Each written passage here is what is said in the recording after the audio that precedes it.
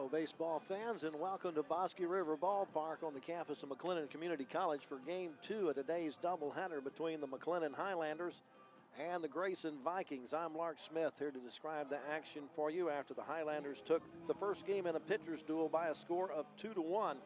That sent the Highlanders record to 16-8 on the year and 5-4 in Northern Texas Junior College Conference play, while Grayson is now at 13-11 on the year, but they're still leading the conference with a conference record of 7-2. Cal Hernandez, the head coach of the Grayson Vikings, has filled out his lineup card this way for the second game. Leading off will be the second baseman Sloan Barrett, batting second, playing shortstop Brandon Creek. The three-hole hitter is the left fielder Nick Sanders. Batting fourth is first baseman Austin Godwin. The designated hitter will bat fifth, that's Caleb Hoover. Batting sixth, the right fielder Easton Paxton. Batting seventh, third baseman Chase Womack. Batting eighth, the center fielder J.T. Senega. And batting ninth, doing the catching, is Kane Sanchez. And the Vikings will start Grady Moore on the mound. Tyler Johnson has filled out his lineup card this way for the Highlanders in Game 2. Leading off will be the second baseman Spencer Butt. Batting second, playing center field, is Marcus Smith. Batting third in left field is Daniel Harden. In the cleanup spot, the designated hitter Chase LaChance. Let's try that again, Lark. That would be Dayton LaChance. There we go. Batting fifth is the catcher, A.J. Goitia. Batting sixth is the first baseman, McLean Helton. Batting seventh, the shortstop, is Sherman Johnson. Batting eighth, the third baseman, Ty Wade. And batting ninth is the right fielder, Walker Freeman. And the Highlanders start Game 2 with right-hander Mason Cook. Mason Cook, a 6'2", 205-pound freshman out of Keller. This will be his fifth appearance of the year, just his second start. He is 1-0 with no saves. 12 innings pitched. He's allowed 4 runs, only 2 of those earned off of 7 hits. He's walked 3 and struck out 16. Opponents hitting 163 off of Cook, who has a 1.50 earned run average.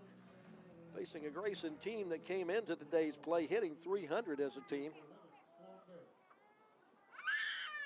But 3 Highlander pitchers in the first game held Grayson to just 5 hits in that ball game. Alex Wallace picked up the win. Isaac Goddard got the hold, and Jonah Conrad picked up to get the last out and the save. So here's Sloan Barrett to start it off here in Game 2.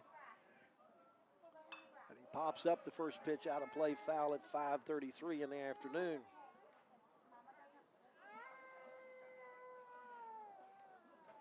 There's no crying in baseball. Barrett was 1 for 4 in our opener.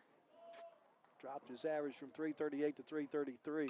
Pops this one up on the infield right side. Sloan Barrett going out into shallow right field. Now, excuse me, that's Spencer Butt, the Highlander second baseman, who goes out in the shallow right field to take that one in for the first out.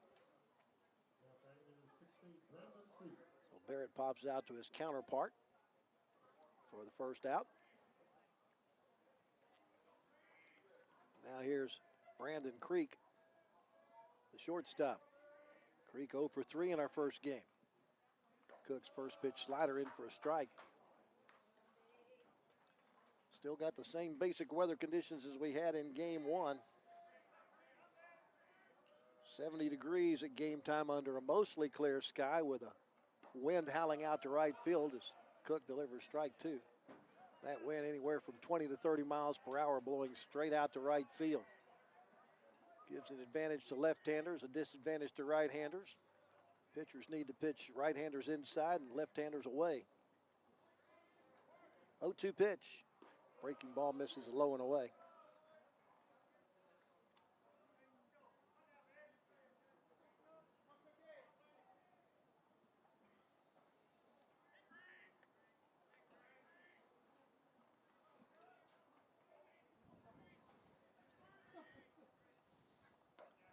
Breaking ball just above the zone, goes to 2 balls and 2 strikes. Creek has collected 22 hits on the year, most of those singles. He's got a double and 2 home runs to his credit this year. 13 RBIs and 11 runs scored. Cook always works out of the stretch. The 2-2 pitch. That's hit into the gap in right center field, but it's going to grab the wind. The wind's going to take it pretty much right to right fielder. Walker Freeman for out number 2. 2 up and 2 down. And now the local product, Nick Sanders. He did not play in our first game. He's from University High School right here in Waco. Transferred into Grayson this year after playing a year at the University of Texas. From the right side, Nick has some supporters here in the stands. First pitch breaking ball, misses up high for ball 1. Nick batting .304 on the year. This will be his 17th game to play in, his 14th start. He's collected 14 hits on the year, 8 for extra bases, 5 doubles, 3 home runs. Takes a breaking ball for a strike. 1-1 to count on Nick Sanders, playing left field in game 2 here for head coach Cal Hernandez.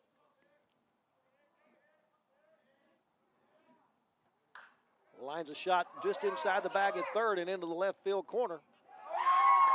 I take that back. Ty Wade was able to backhand that and throw it across the diamond. I thought that got into the corner. I had a fan standing in my way, and I missed a great play by Ty Wade at third base to retire Nick Sanders 5-3. For Grayson, they get no runs on no hits. There was no errors and nobody left on base. We head to the bottom of the first with our score, Grayson nothing, and McLennan coming to bat.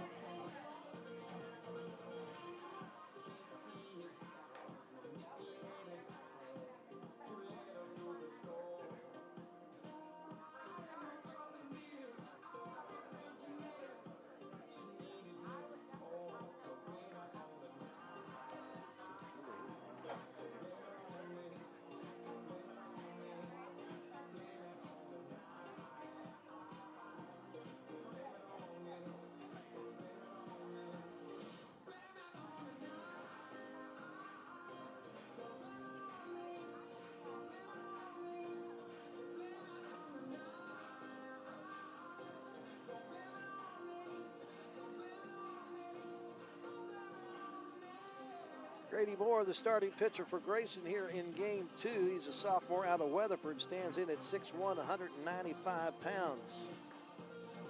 For Grady Moore, this will be his 6th appearance of the year and his 6th overall start. Ties him with the first game starter, Neuenschwander, with the most starts by a Grayson pitcher. 1 win, 1 loss, no saves in 20 innings pitched. He's allowed 7 runs. They're earned on 13 hits. He's walked 8 and struck out 26. Opponents hitting, well, I don't know what they're hitting off of him, but he's got a 3.50 earned run average for Grady Moore. First pitch he throws to Spencer Budd is high and away for ball 1. Spencer is a 5'10", 165-pound freshman from Davie, Florida, was 1 for 3 in our first game and scored one of the 2 runs for the Highlanders. Ahead in the count at 2 balls and no strikes. This doubleheader started at 3 o'clock in the afternoon as opposed to noon when most of our conference doubleheaders start during the midweek. Breaking balls in for a strike, 2 balls and 1 strike. So we've already got several finals in and 1 doubleheader already completed as Temple and Vernon split a twin bill. Vernon won the nightcap 16-8. Ball hit on the ground deep at the hole at shortstop, and that's all the shortstop Creek is going to be able to do is stop it on the infield, and Spencer Butt has an infield single.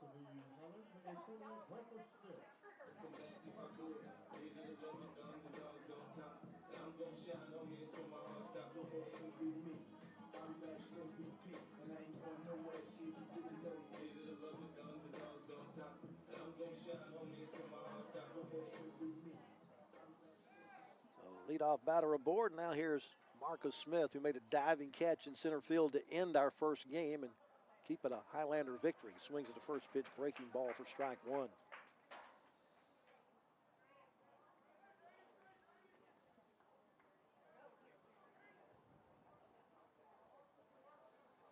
Marcus 1 for 3 in that first game, scored the other run of the 2 runs scored by the Highlanders in the contest. Fouls this one off.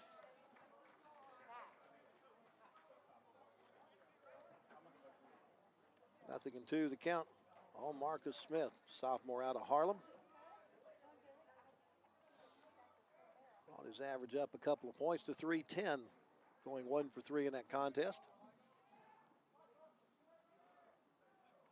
A throw to first base, back standing is Butt.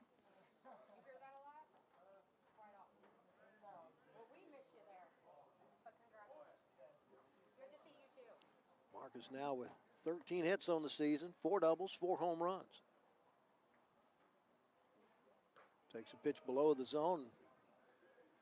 Inside, 1 ball, 2 strikes. He demonstrated some of his home run power at Cisco last week. Had a wind blowing in at Cisco about 25 miles an hour, and he hit one in the teeth of the wind out at Cisco. 1-2 pitch, breaking ball, up and got him. He thought about getting out of the way of it, but it wasn't quick enough.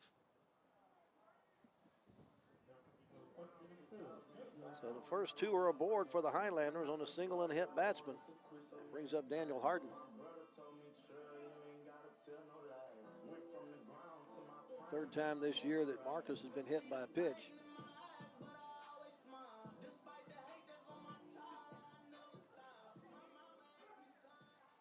Daniel Harden 0 for 2 in our first game, but he did have a walk. Squares the bunt and bunts it right up the third baseline. Beautiful bunt by Harden, and the throw is up the right field line. That'll allow Butt to score from second base. Everybody's going to be safe, and the Highlanders have a 1-0 lead. That's a sacrifice and an error by the pitcher, I believe it was, who tried to throw that ball to first base to get the out.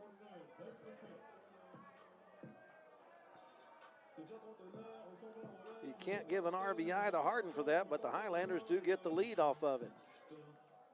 And Marcus Smith ends up at third base. Harden ends up at second. 2 in scoring position.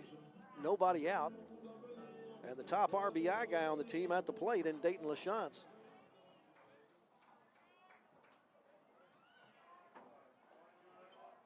Put the ball in play. Good things might happen. That's exactly what happened for the Highlanders just now. LaChance tries to bunt and bunts it straight up in the air. And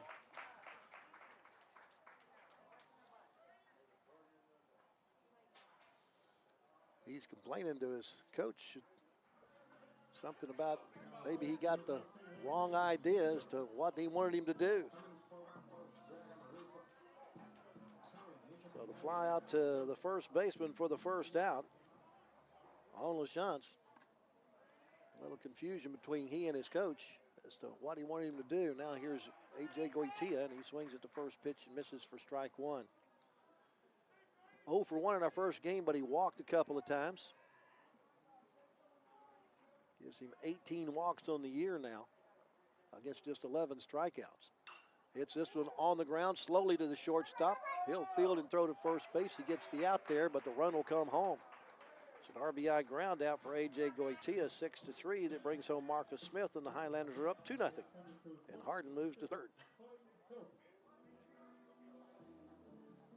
Again, put the ball in play. Something good might happen. An RBI for Goitia is his 10th of the year. Now here's McLean Helton. Helton 1 for 3 in our first game with an RBI. Takes the first pitch outside for ball 1. Helton from Cypress Woods High School in the Houston area. 6'2", 185, a freshman. Has earned some playing time as of late. Lines this one into left field. Going back is the left fielder, Nick Sanders. He'll wait for it to drop out of the Waco Afternoon. Makes the catch for the third out to retire the side. But the Highlanders strike for 2 runs on just 1 base hit. There were no error. Well, there was an error, and there was 1 man left on base. We've played 1 in our scores. McLennan 2 and Grayson nothing.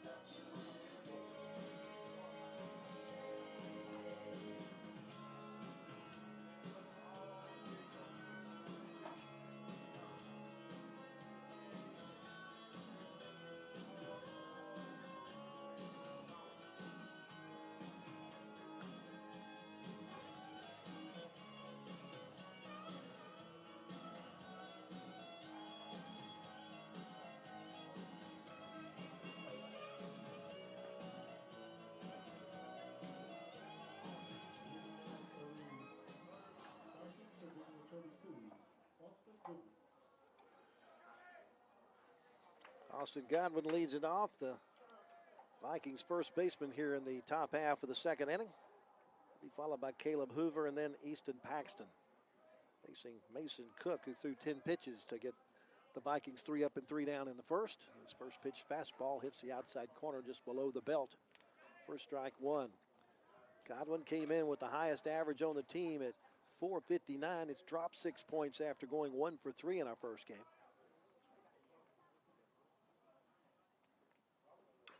Ground ball that's going to come back to the screen, foul. 0-2. Highlander outfield has Daniel Harden in left, Marcus Smith in center, Walker Freeman in right. Right side of the diamond, going to fight the setting sun here in game 2. It sets behind the third base dugout here at Bosque River Ballpark. Cooks 0-2, fires it outside. On the infield for McLennan, Ty Wade's at third, Sherman Johnson, the shortstop, Spencer Budd at second base, and McLean Helton take care in the first. A.J. Goitia doing the catching here in game 2.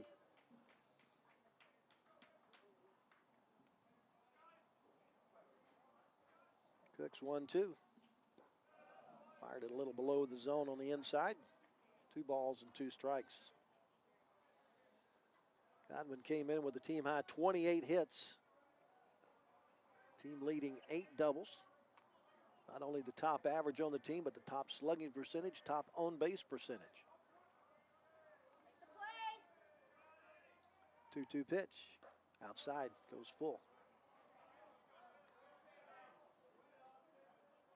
29 hits now on the year for Godwin. 12 for extra bases, 8 doubles, 4 home runs. He's picked up 21 RBI.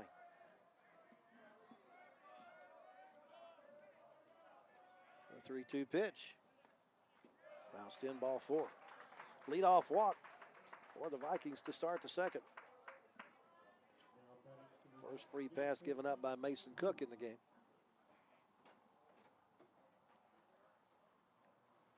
Now Caleb Hoover, the designated hitter, will step up. He looks into the dugout to Cal Hernandez, his head coach, to see exactly what he wants him to do.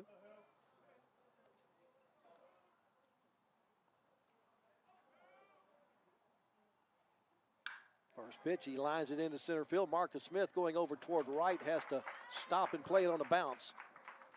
And Hoover singles for the first hit of the game for the Vikings, and the tying runs are aboard here in the second.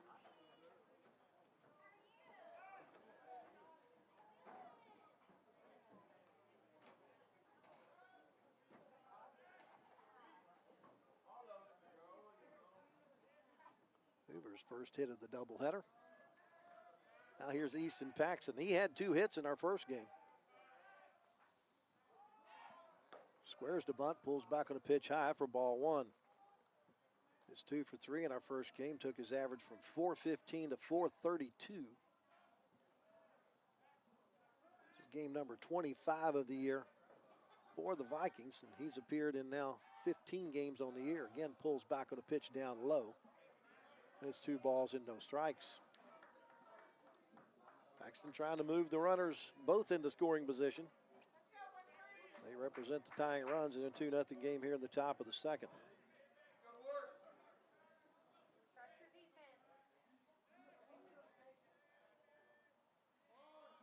Paxton bunts it up in the air. Goitia trying to make a diving catch, unable to come up with it in foul territory. AJ giving it all of his effort. On his knees up the first baseline, but it just fell out of the glove. Goes to 2 balls and 1 strike. Paxton back into the right side. He's an opposite field type hitter. He'll square to bunt again, bunts it up and out of the plate.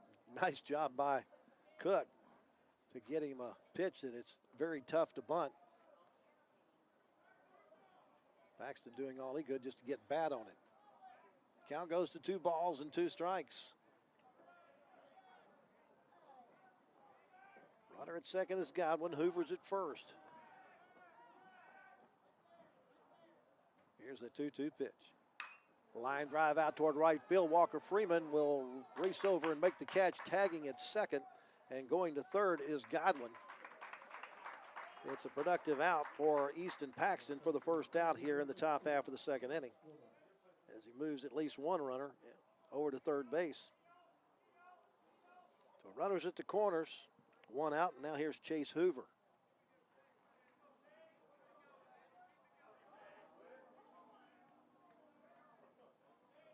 Excuse me, Chase Womack. I'll get it right. Womack 1 for 3 in our first game from the left side. Lines the first pitch into right field for an RBI base hit. Runner from first is headed to third, and he'll get there safely. Chase Womack picks up his 17th RBI of the year and makes it a 2-1 ball game as Austin Godwin scores from third. Caleb Hoover ends up at third base as the tying run with 1 out.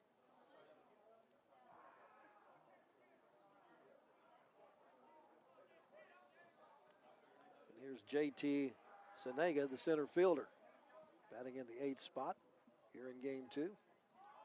He squares to bunt and bunts it foul. He was 1 for 2 in our first game. Brought his average up from 212 to 229 with that 1 for 2. 5'8" freshman out of Waxahachie, out of Weatherford, not Waxahachie, Weatherford, that other W team in Texas. Fastball at the shoestrings. Ball 1, 1 ball, 1 strike. Highlanders got 2 in the bottom of the first. Grayson trying to answer back with 2 in the top of the second. They've got 1 of them. The next one's just 90 feet away.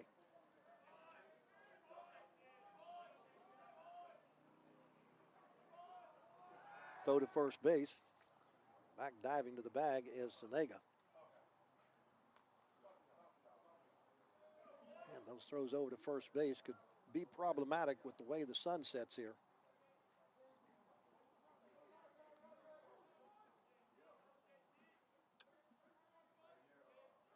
Another throw to first base. Highlanders think something's going to go on here.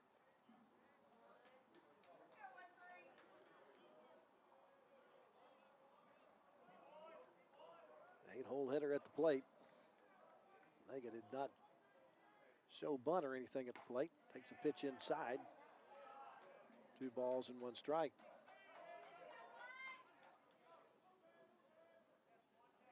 McLennan won the first game in a well-pitched contest, 2-1.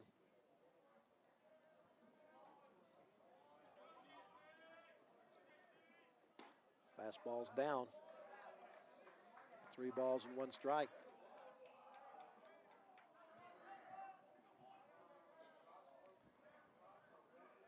Bases are a leadoff walk. Started this thing for Grayson. That run is already scored. Ground ball foul, first base side. Fills up the count at 3 balls and 2 strikes.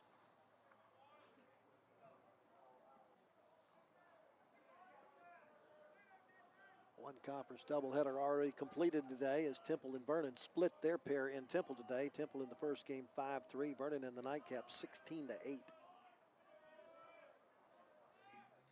Fly ball to right field.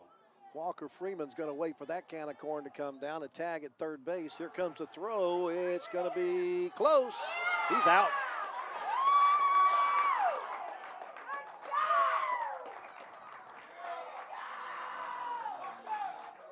Fly 9-2 to erase Caleb Hoover, trying to tie the game as Walker Freeman throws a strike to home plate, and JT Goitia applies the tag for the third out. Grayson gets a run. They do it on 2 base hits. No Highlander errors, and 1 runner left on base. Head to the bottom of the second with a new score. It's McLennan 2 and Grayson 1.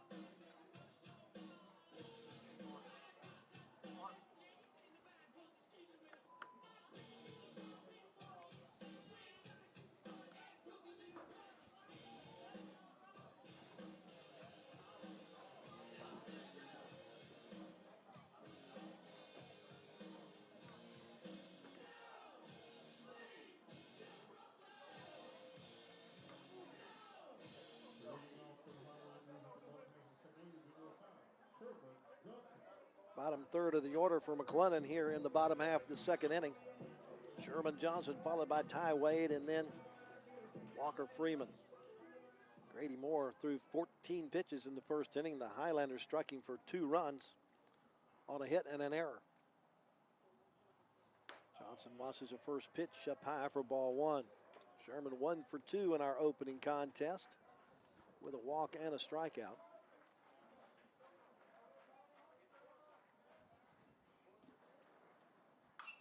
Curveball, he fouls it off.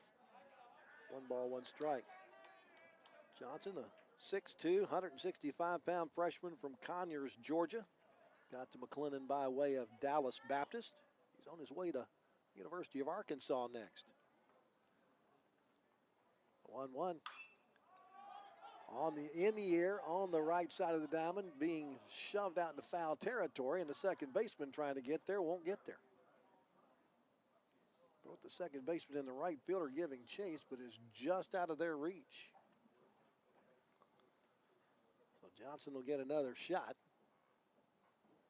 That's starting pitcher Grady Moore.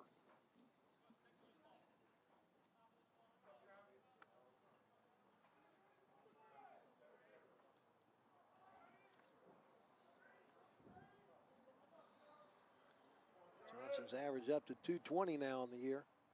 That pitch is all the way to the backstop on the fly. That's a Ricky Vaughn special.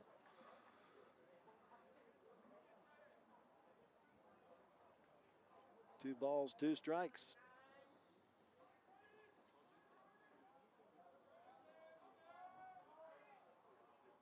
Seven for 24 now in conference play. He hits this one high in the air to right field, but it's going to come down to earth in the glove of Easton Paxton for out number 1.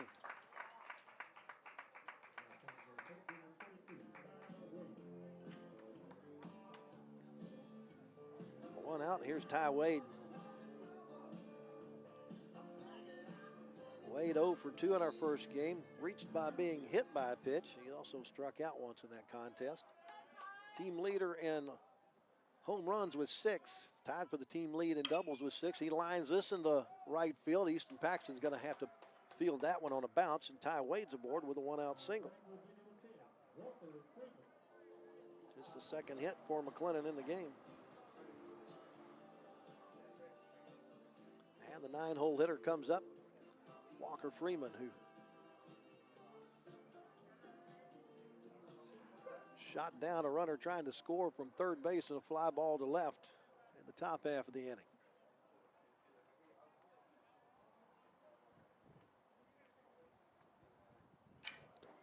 First pitch is down and in for ball 1. Freeman's out of Tyler. 0 for 2 in our first game.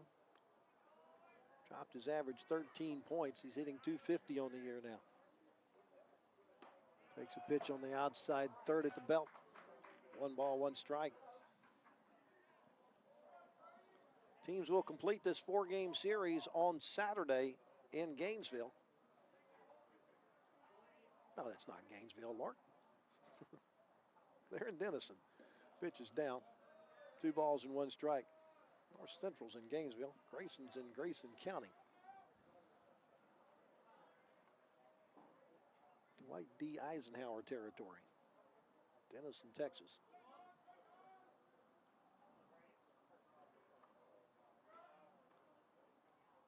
The 2-1. Foul tipped into the mitt. Just a little late on the fastball. 2 balls, 2 strikes.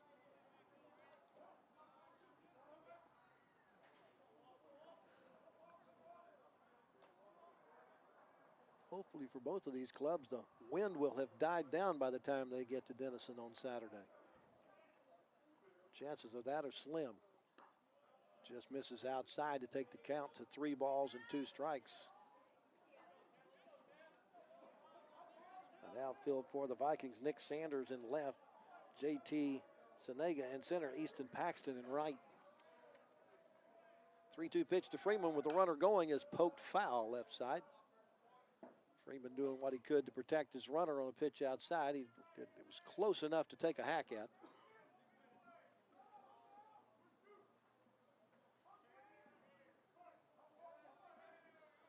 See if they decide to send Wade again. Not this time. Popped up, gets out of play over the backstop. Count stays at 3 balls and 2 strikes as the 9-hole hitter Walker Freeman is making Grady Moore work for the second out here in the bottom of the second.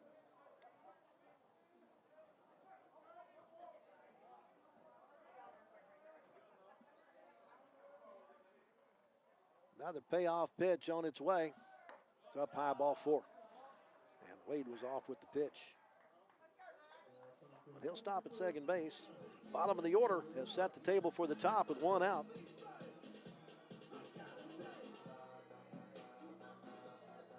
Freeman collects his 11th walk of the year against only 7 strikeouts. Now here's Spencer Budd, who is 2 for 4 in today's doubleheader. Led off this game for the Highlanders with a single and came around to score.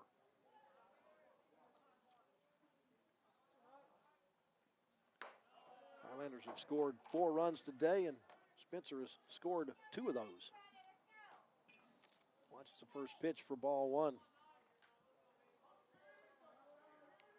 Raised his average from 421 to 435 now. Pops this one into the screen above the third base on deck circle. 1 ball, 1 strike.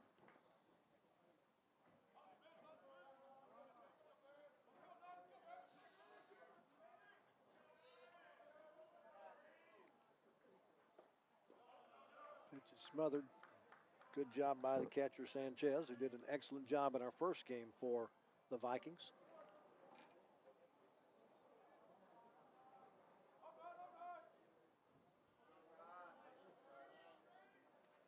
Spencer 6 for 13 in conference play to this point. Takes a pitch on the inside corner at the knees for strike 2.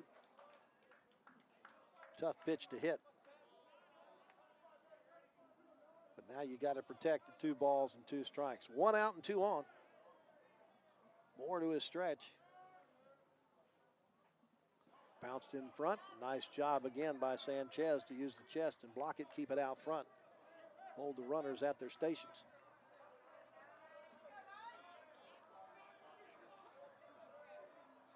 Got a full count. First baseman playing at the edge of the infield cut in front of the runner at first base. Pitch is inside and low, ball 4.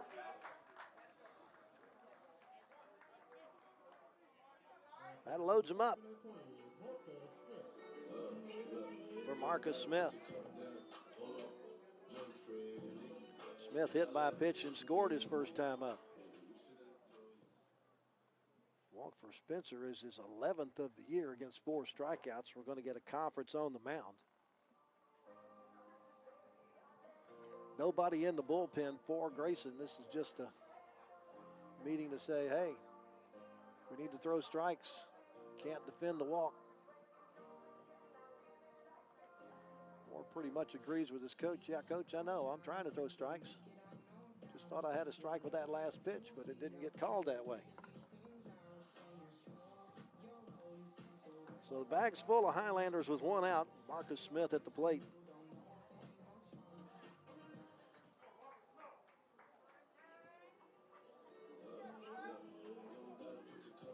Marcus, a career 270 hitter for the Highlanders. Now has an even 100 official at-bats as a McLennan Highlander with 27 hits in his Highlander career. He's hitting 270. Takes the first pitch a little low for ball 1. Out of his 27 career hits, 7 doubles and 6 home runs. Looking to add to his 33 career RBI here. 14 of those have come this season. 1-0. On the ground, up the middle, double play ball. The shortstop picks it up, steps on the bag, throws to first base, and it's not in time at first, and a run will score. Marcus Smith hits into a fielder's choice, but picks up the RBI as the Highlanders go up 3-1. As Ty Wade scores from third. Freeman's now at third base. Spencer Budd has retired 6 unassisted at second base. Highlanders have runners at the corners and 2 outs. They've scored a run to make it 3-1. And now the 3-hole hitter Daniel Harden at the plate. He bunted a sacrifice and ended up getting on base because of a throwing error. Hits this one foul first base side.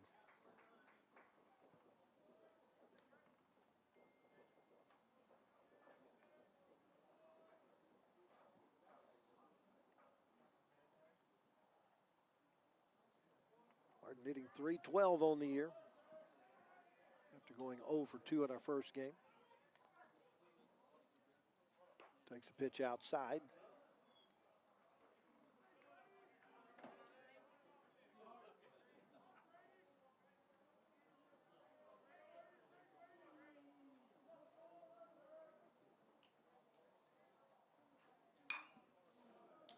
Long fly ball foul. Got out in front of that one and sent it over to the amphitheater on the first base side.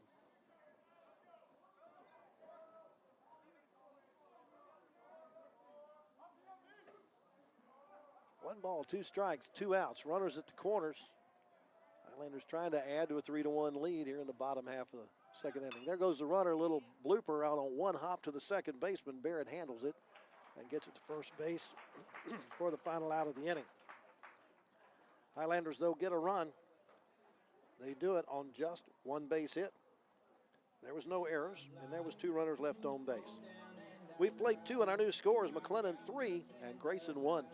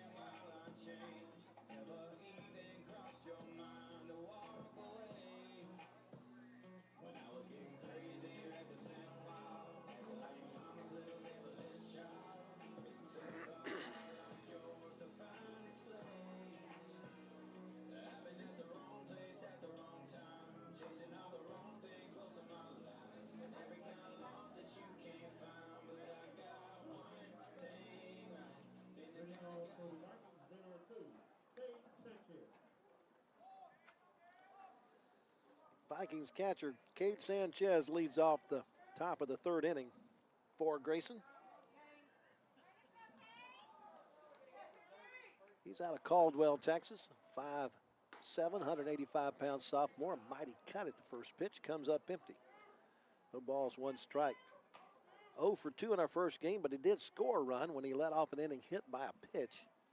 Scored on a bases-loaded walk. That was the only run for Grayson in that first game. Takes the pitch outside. 1 ball, 1 strike.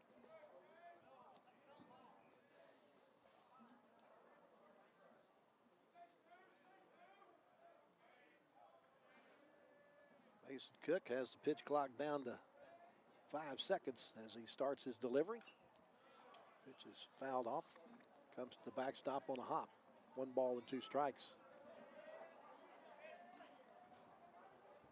We're at McLennan Field at Bosque River Ballpark on the campus of McLennan Community College.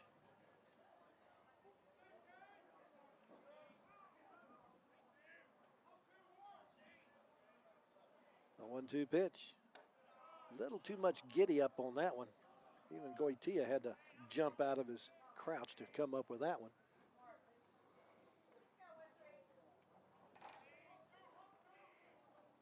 Sanchez started the day hitting 146. That 0 for 2 dropped at 6 points. That's a line foul toward the bullpen on the first base side.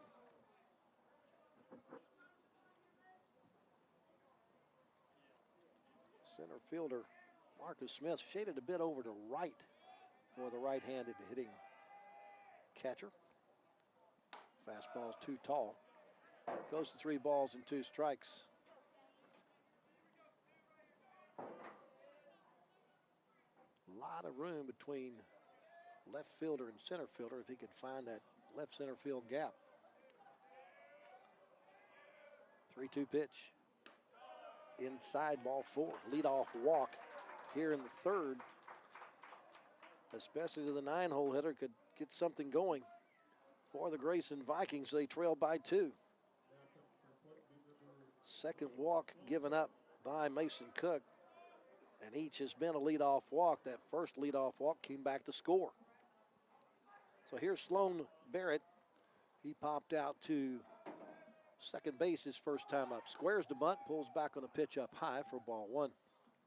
And now here comes the pitching coach, Peter Stark. He wants to have a little meeting on the mound.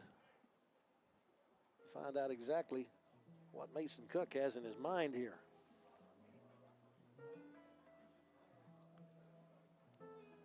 You got a leadoff batter with a runner at first base that's wanting to get himself out. Let him do so.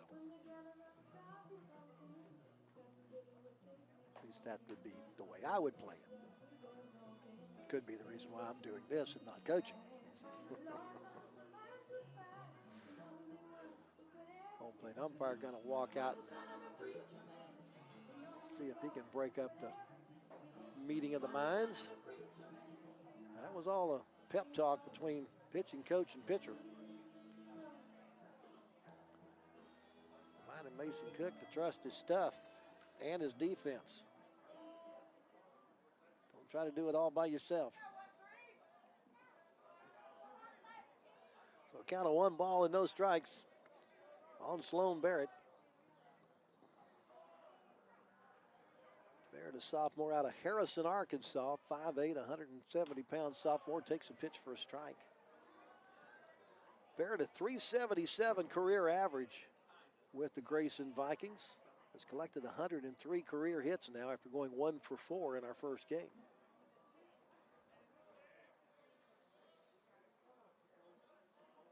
Waits patiently at the left side for the 1-1 pitch. It's a breaking ball that stays above the letters. 2-1 the count. Out of those 103 hits, 20 of them for extra bases. 14 career doubles, only 1 career triple, and that came this year, and he's got 5 career home runs, 4 this season. 2-1 pitch, that's still up high. Goes to 3 balls and 1 strike. 5'8", Barrett, a small strike zone to hit. Idea is just give him something to hit and let your defense do the work. That's in for a strike. Goes full.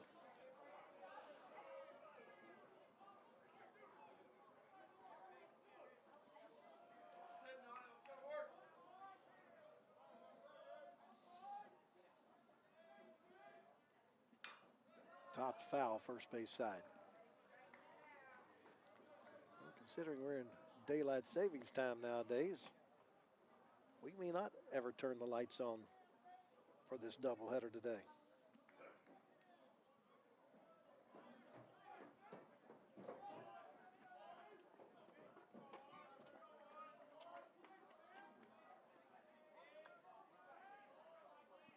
Another 3-2 pitch. Again, top foul, first base side.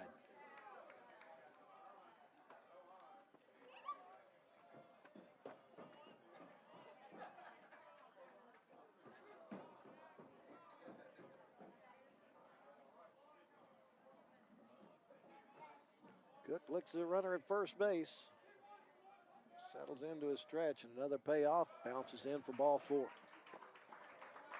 Back-to-back walks to start the Viking third inning. As the tying runs aboard. And here's Brandon Creek.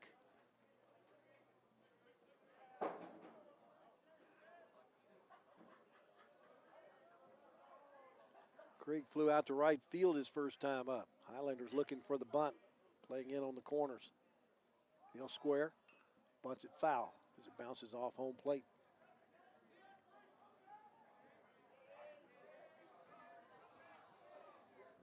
You would expect Creek in that number 2 spot to be called upon often to sacrifice. So he's trying to put the tying runs in scoring position.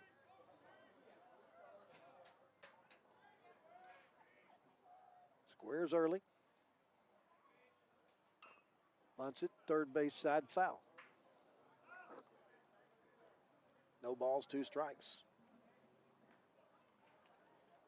Question is, does Cal Hernandez keep the bunt on? I'm going to say yes. Creek looked over to the dugout. You can see Cal Hernandez shake his head up and down. Yes. I'm going to guess that means yes. Bunt it again, son. Do it right this time. He is. And he bunts it in the air, and the first baseman, Helton, has it for the out.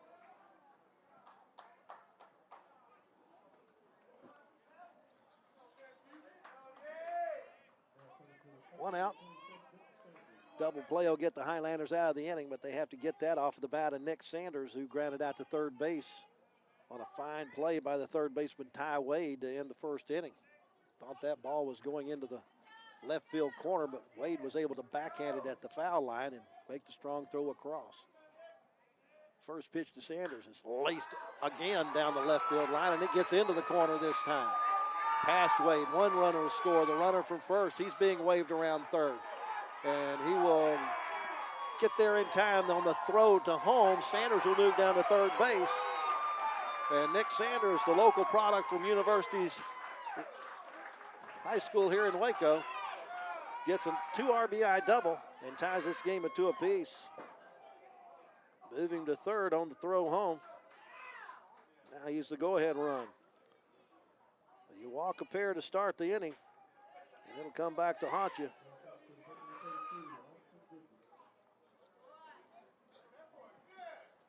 Nick Sanders picks up RBIs 10 and 11 on the year with his 15th hit of the season, which is his 6th double. Fly ball to right field might give the Vikings the lead. Freeman gets over to the corner, makes the catch. Sanders tags at third base. He will score. Sacrifice fly by Godwin.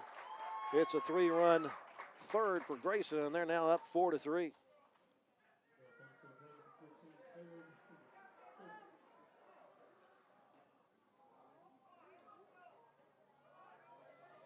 There are 2 outs, nobody on now, but 3 runs have crossed thanks to 2 walks to start the frame. 3 runs on just 1 hit. Pitch is in for a strike on Caleb Hoover. He singled his first time up, but was thrown out trying to score from third base on a fly ball to right field to end the second inning. Hits this one on the ground to Spencer Butt at second base. He'll flip to first base for the third out to retire the side, but Grayson gets the damage done. They get 3 runs on just 1 hit. No Highlander errors and nobody left on base. We head to the bottom of the third with a new score. It's Grayson 4 and McLennan 3.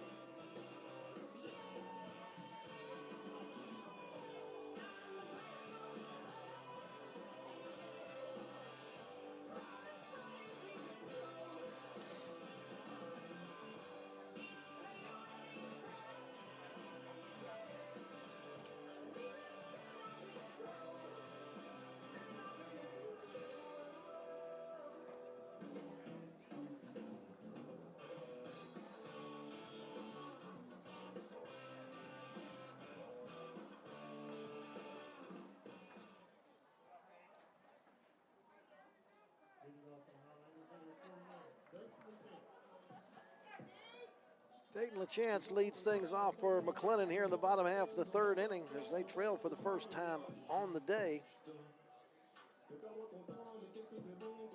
Shots. A pop-up bunt to first base his first time up. Big swing and a miss on the first pitch for strike 1. 1 for 3 in today's doubleheader. Has the most hits on the club with 31, most RBIs with 32.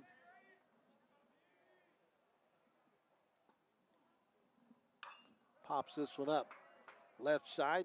Shortstop calls off everybody. Creek gets under it, squeezes it for out number 1.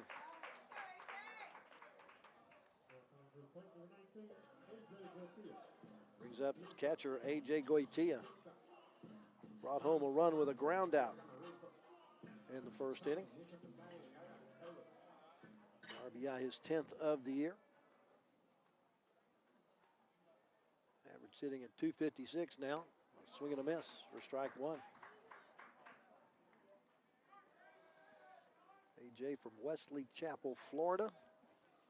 Monteverde Academy there. 5'9", 190 sophomore. Lines this one up the middle into center field for a base hit. Goitia's first hit of the doubleheader. Makes him 1 for 3 on the day. Passes about to McLean Helton.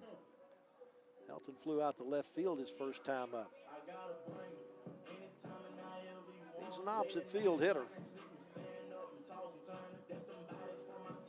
Hitting .356 now.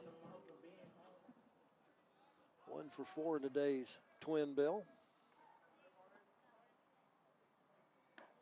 Lays off the first pitch for ball 1. Freshman from the Houston area, Cypress Woods High School.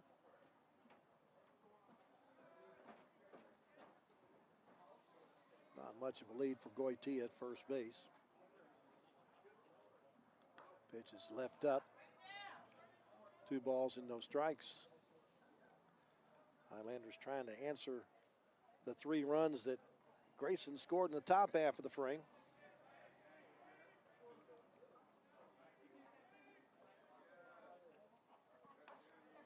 Breaking ball stays out and it goes to 3 balls and no strikes on Helton.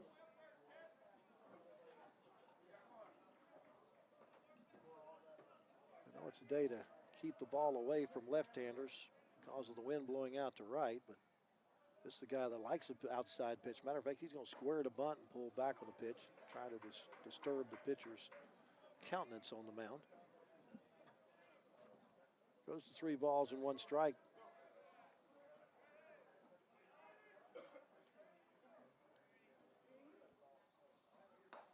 Big swing and a miss on the fastball.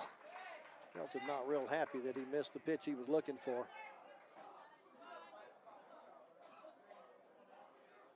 Good contact hitter. Crawls back in looking for the 3-2 pitch. Takes it up high for ball 4. So Highlanders have 2 on with 1 out.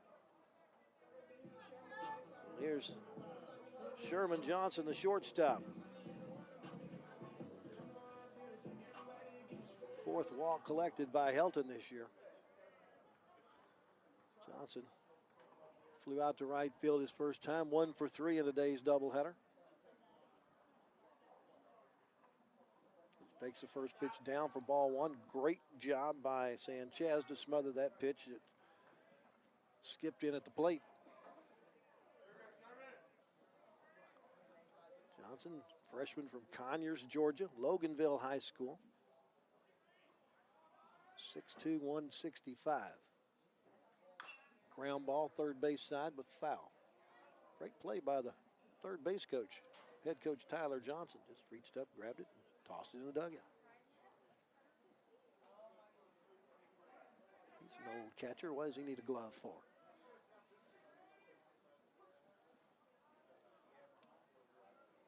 One pitch. Taken low and away. Johnson's batting average still slowly climbing. It was under 100 at one point, but a lot of that was hard luck hitting the ball right at people. Slow curveball, stays inside, goes to 3-1. He's had 60 official at-bats this year and only 8 strikeouts. That'll show you how much he's put the ball in play. Fouls this one off. Fills it up at 3 balls and 2 strikes.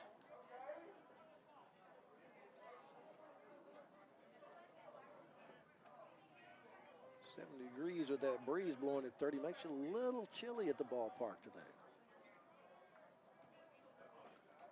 Moore's 3-2. Up high, ball 4. Johnson will take the free pass and load him up.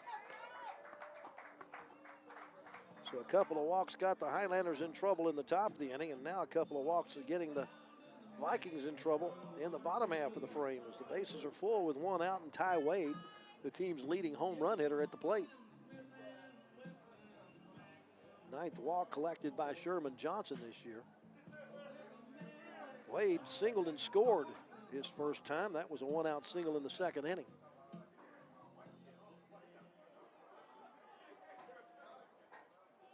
He's 1 for 3 on the day.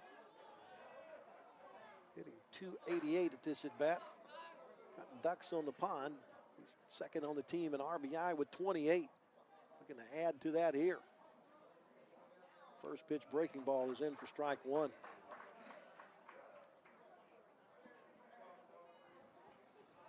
Coitia the runner at 3rd. Helton's at 2nd. Johnson at 1st. Wade trying to either tie it or get the lead back for the Highlanders, but he takes a pitch on the inside corner for strike 2. No balls, 2 strikes. Got to protect now. Viking infield looking for the double play ball. The 0-2. Low and away. Wade lays off of it.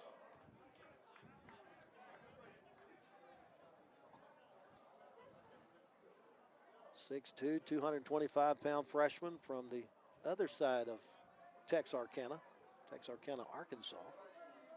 The 1-2. Slow curveball. Simone miss for strike 3. That is the first strikeout for Grady Moore, and it comes at a perfect time for him. He's got the bases loaded now with 2 outs, and the 9-hole hitter Walker Freeman coming to the plate.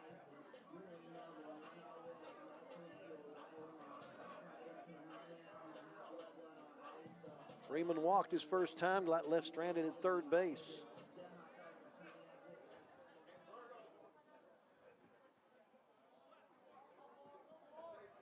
.252 career average for Walker Freeman. Takes the first pitch outside for ball one. Right now, a walk's as good as a hit. It ties the ball game up. Freeman has collected 11 free passes this year against 7 strikeouts. He's also been hit 5 times. Lines a shot out toward left field, but Nick Sanders has it measured and will make the catch for the third out to retire the Highlanders in the third. They get no runs on 1 hit. There was no errors and 3 runners left on base. We played 3 in our scores. Grayson 4 and McLennan 3.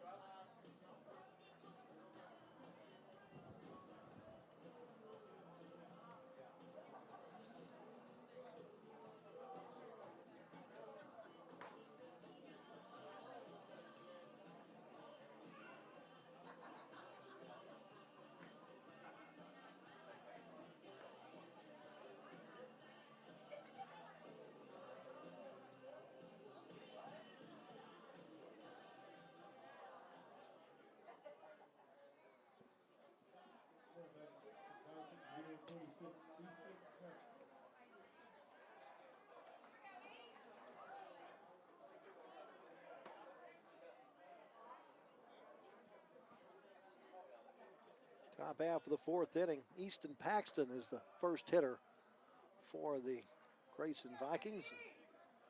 Mason Cook tries to unbutton his blouse with the first pitch. It's ball 1. Paxton flew out to right field his first trip. Takes a slider outside corner for strike 2. Hill Rebels come back in the nightcap. They split the series with Ranger, winning the nightcap 11-9 after Ranger won the first game 6-4. 1-1 pitch hit on the ground. The shortstop Johnson gets to it on the bounce.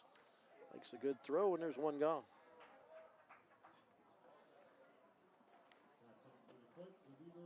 Now here's Chase Womack. He's singled in a run his last time up.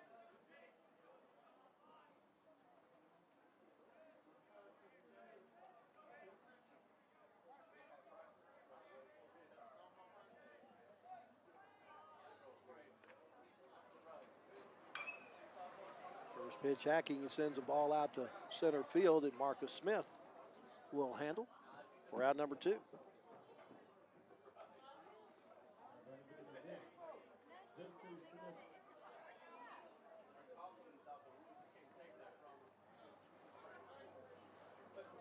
Trying to get some other scores from around the conference. They're in the bottom of the 6th.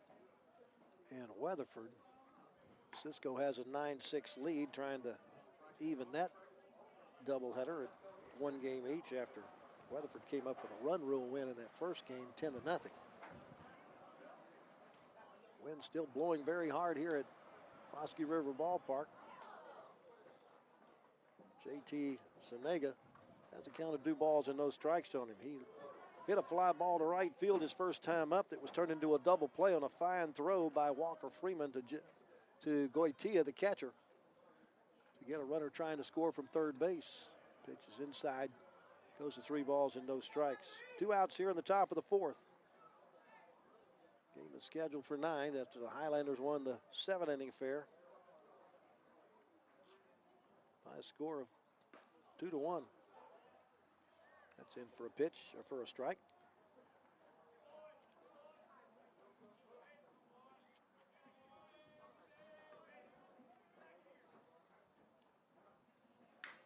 Ground ball, first base side. Helton has it on the second hop and will step on the bag for the third out to retire the side. 3 up and 3 down. Go the Vikings in the fourth. At the bottom of the inning with our score, Grayson 4 and McLennan 3.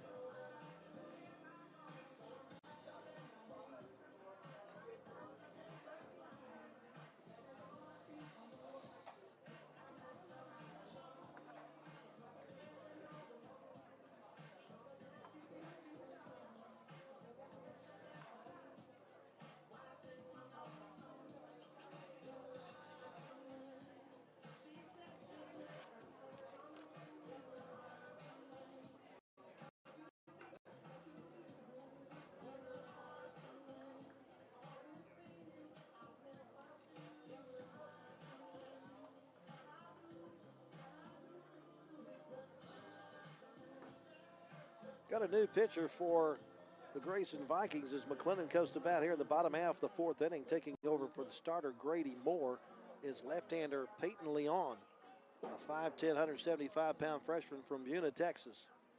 Taking over for Moore, who went the first 3 innings, giving up 3 runs, only 2 earned on 3 base hits. He walked 4 and struck out 1. So Grady Moore has left the game with a possibility of maybe being the winner. Top of the order for the Highlanders here in Spencer Butt to face the left-hander Peyton Leon. First pitch is ball 1.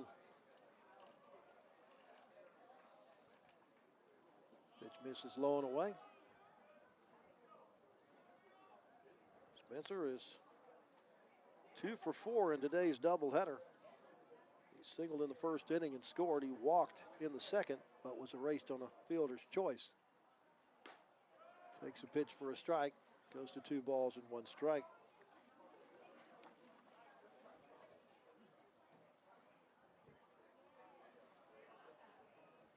Give you some numbers on Leon here in just a second. The lefty delivers his 2-1. Called strike at the letters. 6th appearance for Peyton Leon. No wins and a loss, no saves. 8 2/3 innings. Giving up 5 runs that are earned on 4 hits. He's walked 9 and struck out 9. A 5.19 earned run average. He's on in relief of the starter, Grady Moore, who went the first 3. Lights have come on here at McClinton Field, as the sun is behind some clouds now. No sun on the field as we speak. 3-2, fouled off by Bud. Keeps the at-bat going.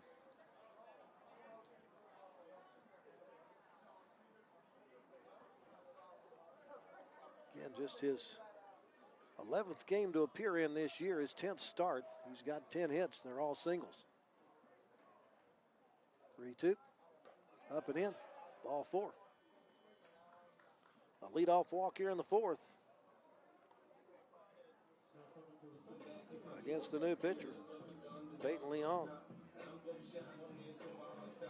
And now here's Marcus Smith.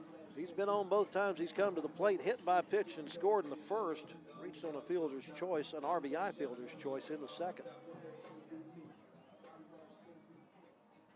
12th walk of the year for Spencer Butt.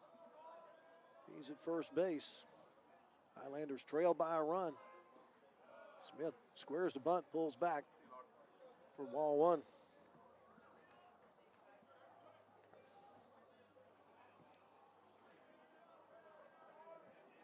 Marcus out of Harlem in New York, 6 foot, sophomore, 190. Quinn squares the bunt, pulls back. 2 balls and no strikes.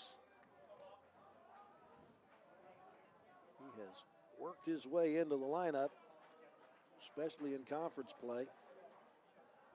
He is, let me double check this.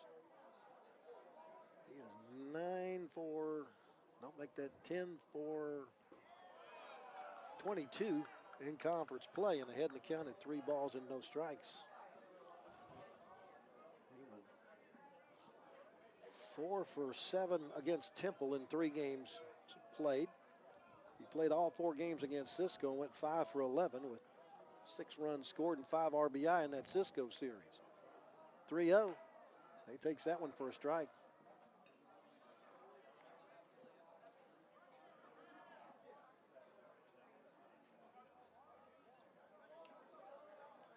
Wind continues to blow very hard out to right field, anywhere from 25 to 30.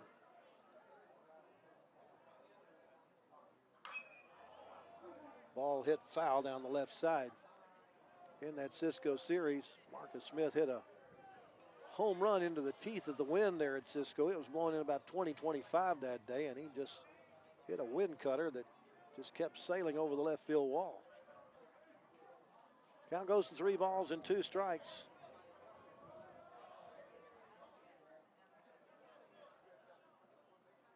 Ball 4.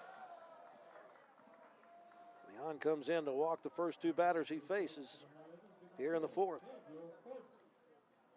Bring up the 3-hole hitter, Daniel Harden.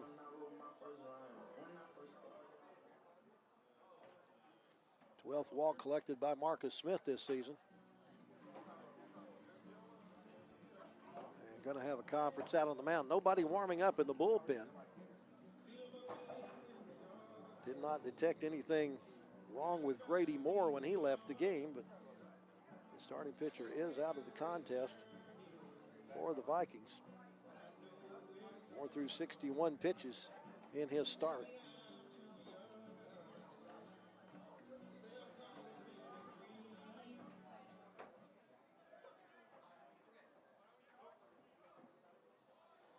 Quick conversation between pitching coach and pitcher.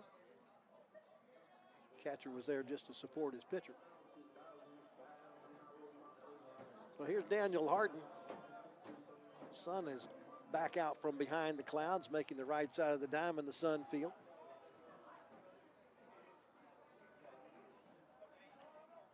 Sophomore out of Prairie View, Louisiana, steps in, looking for an RBI opportunity. He starts to bunt it and bunts it into the screen behind home plate.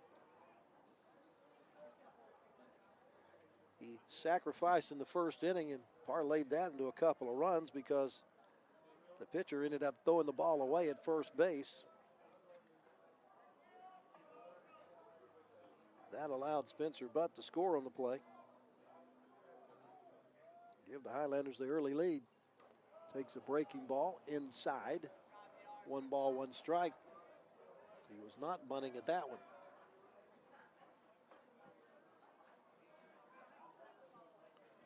Spencer Butt at second base. Marcus Smith at first. Good speed on the base paths. Breaking ball is called a strike. 1-2. Tying run at second base. Go ahead run at first. Not being held. With 2 strikes, they're still, well, they're not going to play back. Especially at first base with the left-hander at the plate. Breaking ball is hit in the air. Shallow right field. Second baseman going out. Now coming in, makes a couple of more steps. And Barrett makes the catch for out number 1.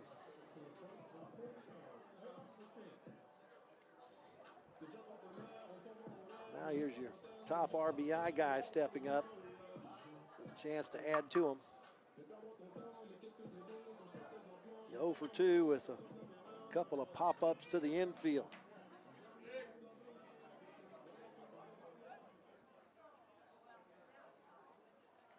Sophomore out of Sherbrooke, Quebec, headed to Oklahoma next year. Takes the first pitch high and away for ball one. 1 for 4 in today's doubleheader. Started the day with the team's top batting average at .326.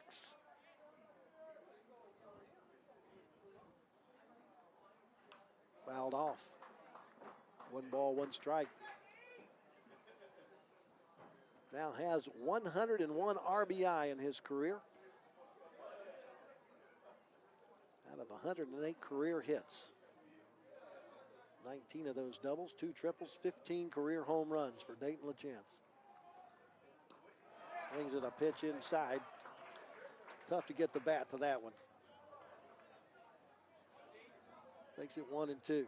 That would look like a beach ball coming up there to him. Thought he could get it in play.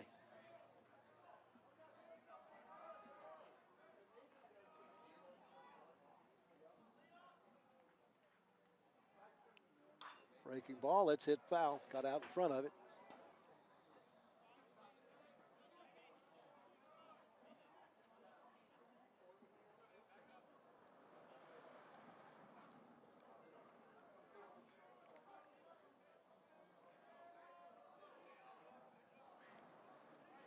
Trying to bring home the tying run from second base with 1 out here in the 4th. Again, gets out in front of it, sends it down the left side foul.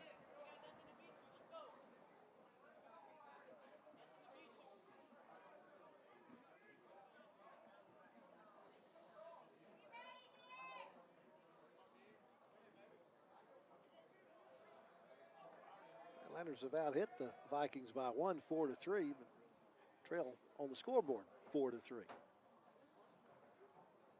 Foul back. That was the pitch he wanted. Just got under it.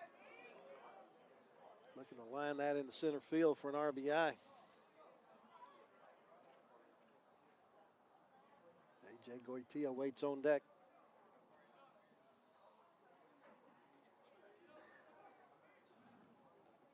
Highlanders trying to cash in on a couple of freebies here in the bottom of the 4th. 2 leadoff walks. Up and in. Had to get the shoulder out of the way of that one. Almost dislocated the shoulder getting out of the way. Evens it up in 2 balls and 2 strikes.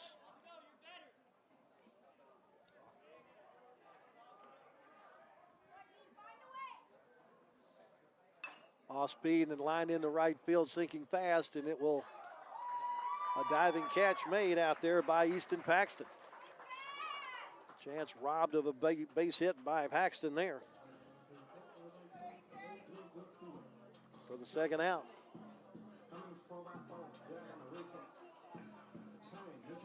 That leaves it up to Goitia to bring home the tying run from second base.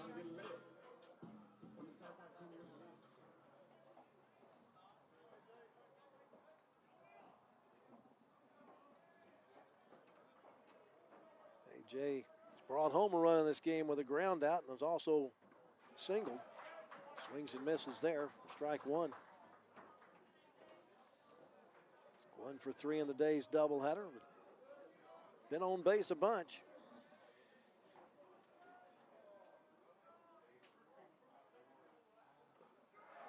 Another swing and a miss.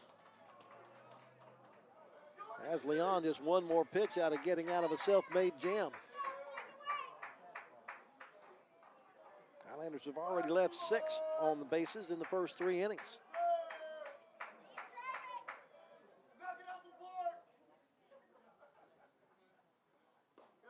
Fastball's outside. 1 ball, 1 strike.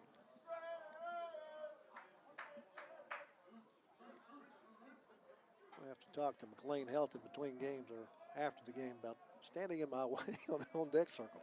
On-deck circle, no, he can go wherever he wants to go. Swing and a miss for strike 3. Wow. Good recovery by Peyton Leon after walking the first 2.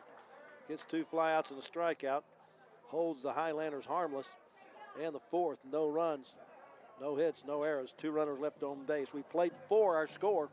is Grayson 4 and McLennan 3.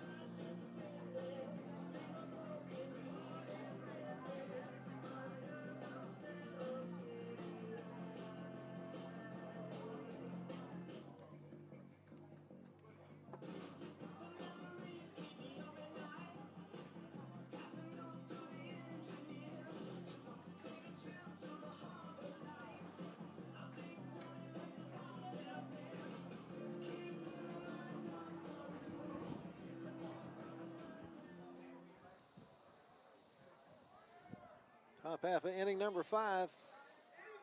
Kane Sanchez, the 9-hole hitter, starts things for Grayson against Mason Cook. The Highlander starter still on the mound.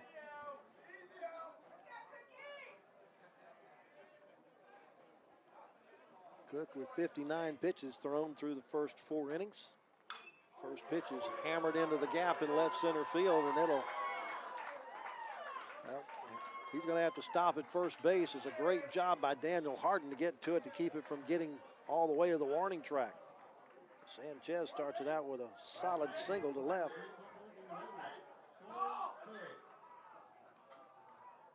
Fourth hit of the game for the Vikings.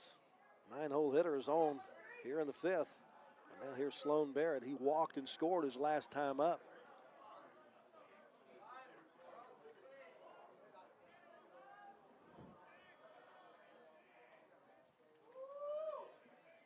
Run was the 23rd run that Barrett has scored this year. He tries to bunt a ball and misses for strike 1. Popped out to the second baseman his first trip, but then walked and scored in that 3-run 3rd inning that gave Grayson their 4-3 lead.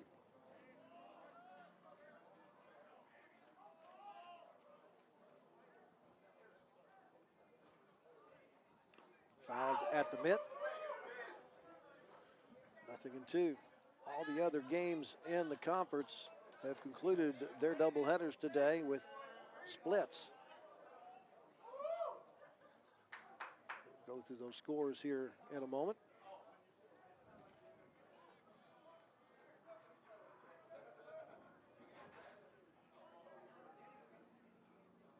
Swing and a miss, strike 3. Boy, that just dropped off the table, and Barrett had no chance swinging over the top of it. First strikeout from Mason Cook.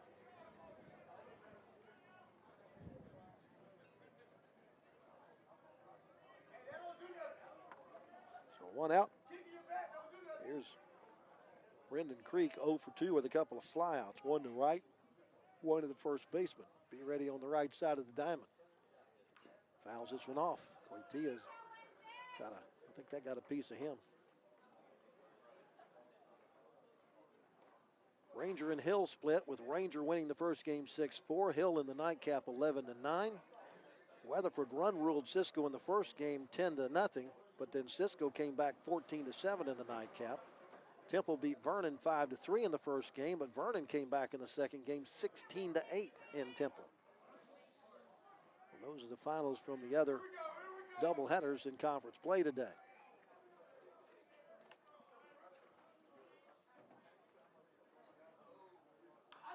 Ground fouled off.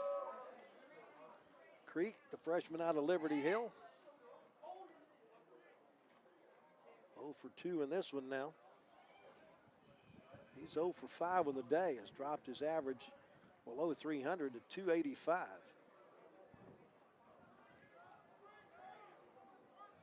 Cook looking for the double play ball. 0-2. This is down low. Pretty good spot, though.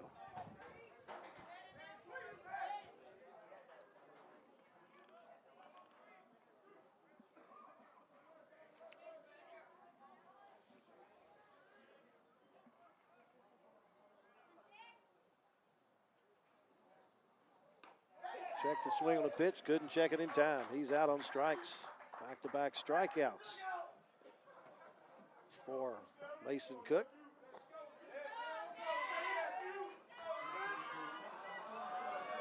Here comes Nick Sanders. Nick doubled home a couple of runs to give the Vikings the lead, or at least tie the game at that point, and then scored later to give them the lead. 1 for 2 with a double and a ground out to third base. Takes the first pitch for strike one. Tyrade needs to be ready at third base. He's already pretty much undressed him twice now.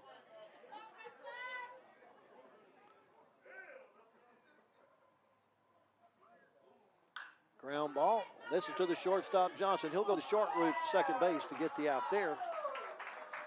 And that will end the inning as Sanchez is retired at second base, 6-4 to end the inning. For Grayson in the fifth, no runs, 1 hit, no errors, 1 left. Head of the bottom of 5, and our score is Grayson 3 and McLennan 3. Grayson 4 and McLennan 3.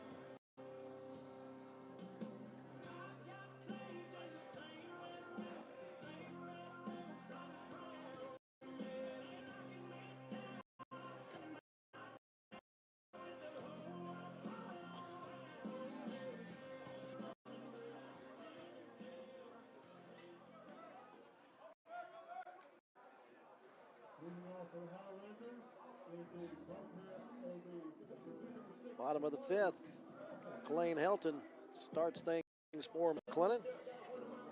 And he'll pass the bat to Sherman Johnson and Ty Wade.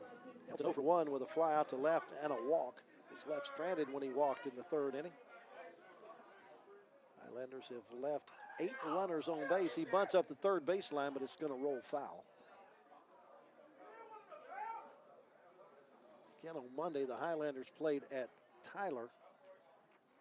Played a 12-inning game, and they left 16 runners on base in that game. Just could not buy a clutch hit.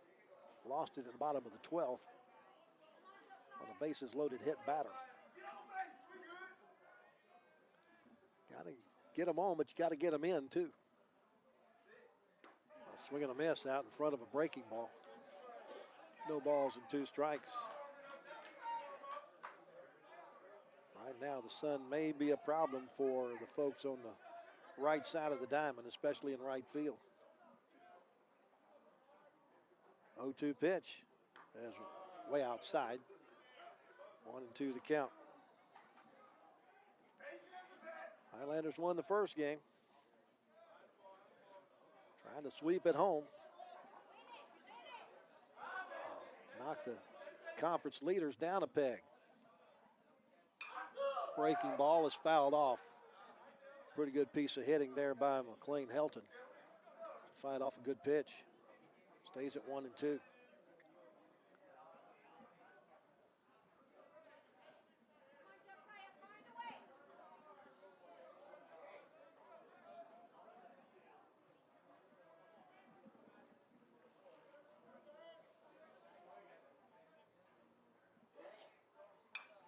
Again, fouls off.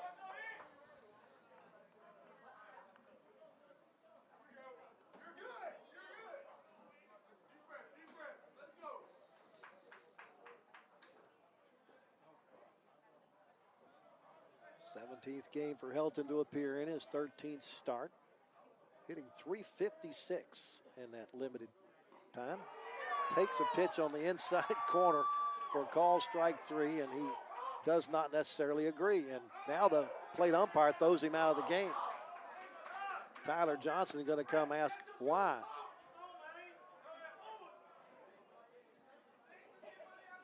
So he's complaining a little too much about a called third strike and gets tossed out of the game.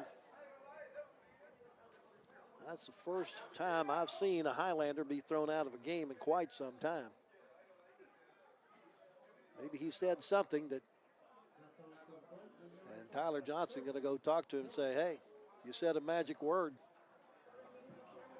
And that got you tossed. So the Highlanders are going to need a new first baseman. Most likely, I think we'll see Jackson Irons go in over there. But Helton complaining on the called third strikes, gets tossed. And that means I don't think he'll get to play the next couple of games. First pitch to Sherman Johnson is up high for ball 1.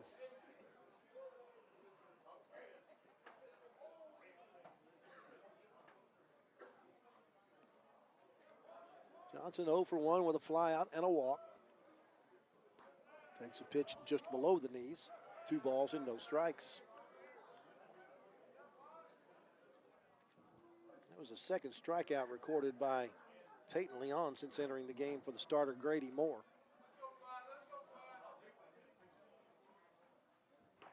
Swing and a miss. He tried to cut the wind with that one. Wanted to put that out on Lakeshore Drive. 2 balls and 1 strike.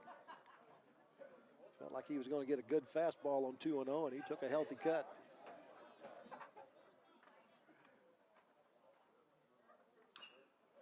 Fouls this one off at the plate.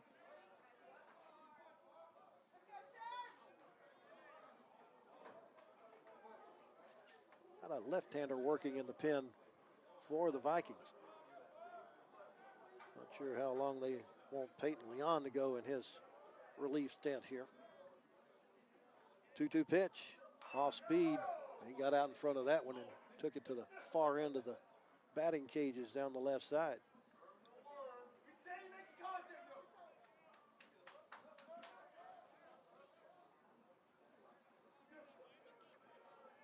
Lights are on, but they have not taken effect here at McLennan Field.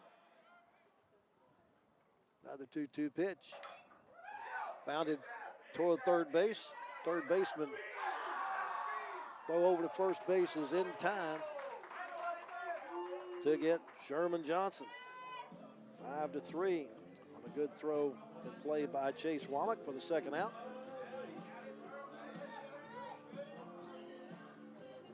Two gone, and now here's Ty Wade. Singled and scored in the second, but was struck out in the third. His first time to the plate against Peyton Leon.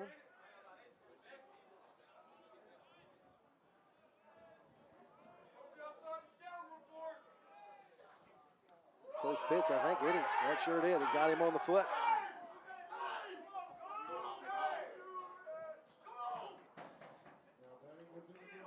First hit batter for Leon, second by the pitching staff for the Grayson Vikings. And now the head coach wants to come out and ask, are you sure he got hit? I thought he got out of the way of it. Cal Hernandez talking to the home plate umpire about it. Don't you want to ask any of the other guys? No, sir, I'm standing right here and I heard it. It graced his shoelaces.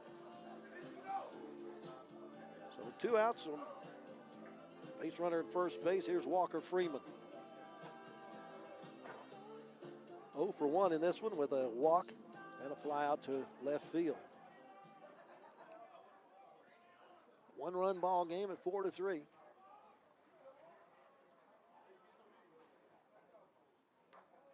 Right down to the heart of the plate for strike one. Ninth batter for Peyton Leon to face since entering the game for the starter, Grady Moore. Moore went through the order twice. Gave up 3 runs on 3 hits. Fly ball out to shallow right field.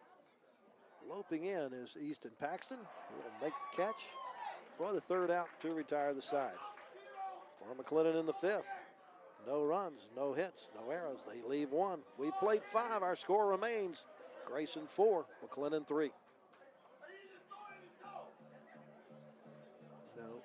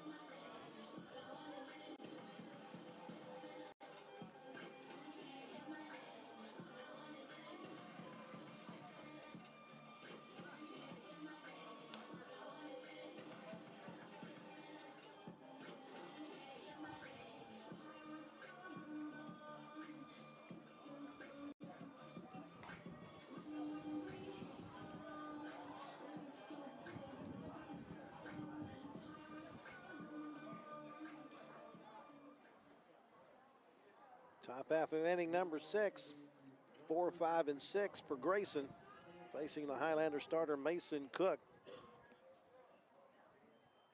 Austin Godwin will lead it off.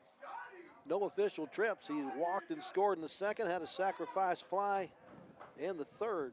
That sacrifice fly is what has given the Vikings their 4-3 lead. And he swings at the first pitch, sends a fly ball to right field. Walker Freeman going over toward the foul line, makes the catch in fair territory for out number 1.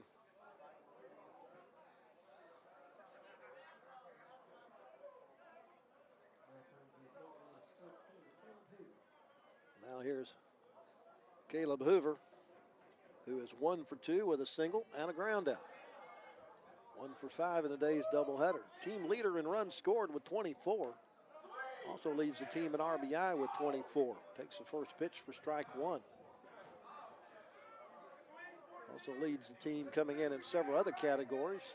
2 triples, 7 home runs, 20 walks, 21 strikeouts. Takes a pitch. 1 ball, 1 strike. Wind has changed directions just a little bit and starting to come in from the left field wall.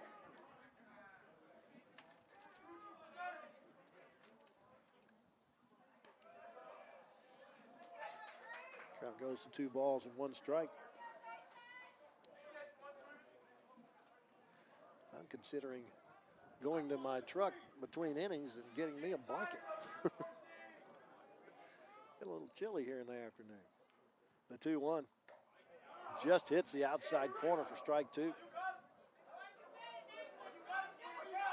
As we suspected, Jackson Irons has taken over at first base defensively for the Highlanders.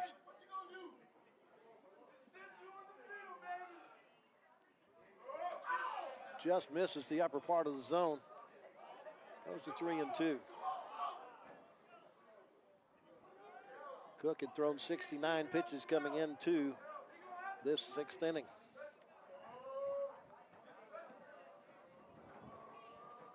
Payoff pitch.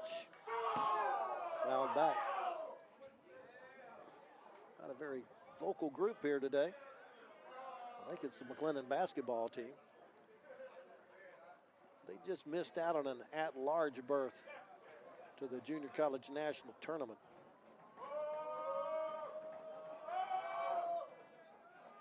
The team that they beat in their own region tournament ended up getting the at-large bid. That's fouled off.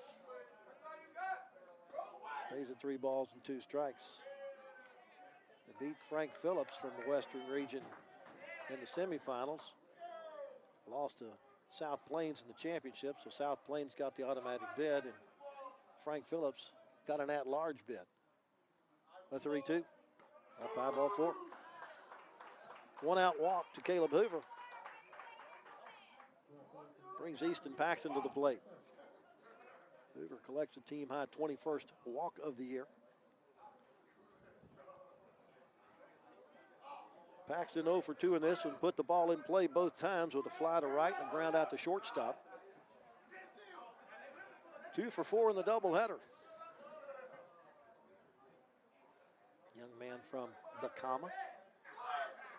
Hits the first pitch, couple of hops to the shortstop. Johnson flips the butt for 1 and he drops the baseball.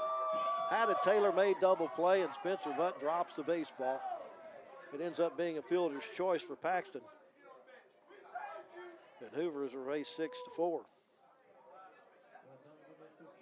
Hope that doesn't come back to haunt the Highlanders.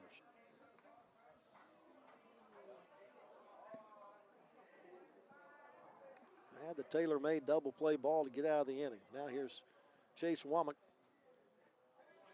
1 for 2 in the contest, an RBI single back in the 2nd inning. Hits the first pitch foul, first base side. In the 4th inning, he flew out to center field. 2 for 5 in today's doubleheader. Raised his season average by 6 points from 310 to 316.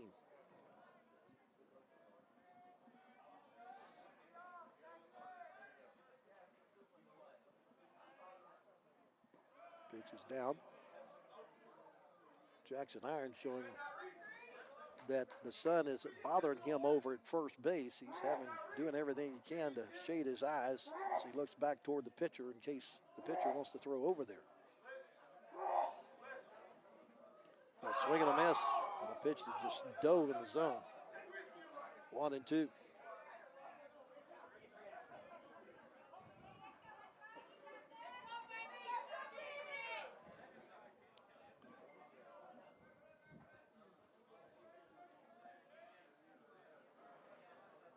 Cook trying to get out of the inning here. Fly ball out to center field. Marcus Smith has it measured, makes the catch for the 3rd out to retire the side. Grayson in the 6th. No runs, no hits, no errors, 1 left. Head to the bottom of the 6th with our score. Grayson 4, McLennan 3.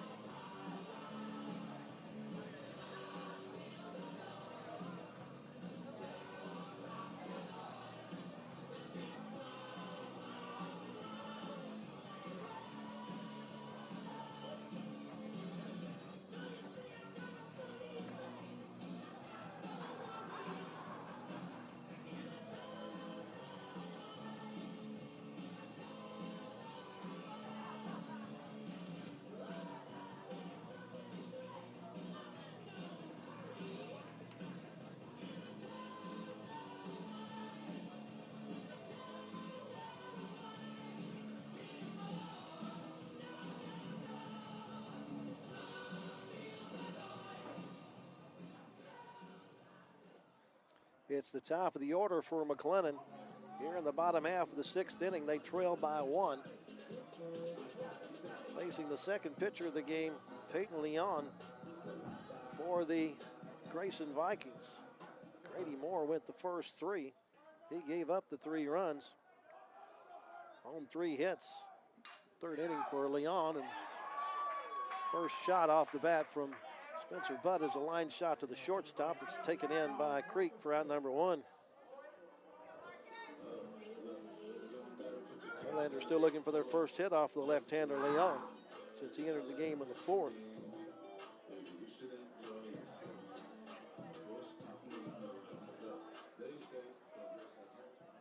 Here's Marcus Smith. He's been on base every time he's come to the plate in this game. Takes a pitch up high for ball 1. Hit by a pitch and scored in the 2nd. An RBI fielder's choice in the 2nd inning. And then he walked and left stranded in the 4th.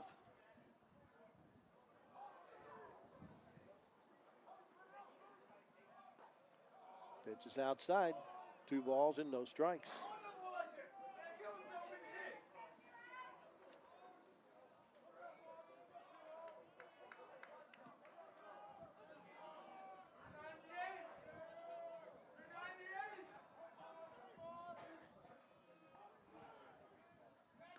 Shows bunt, takes a strike.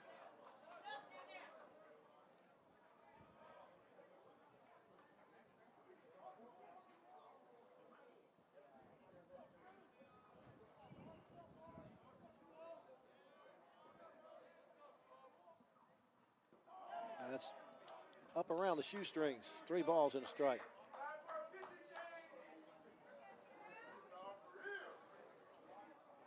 Marcus has really turned it on in conference play. 1 for 4 today, though. He takes a strike.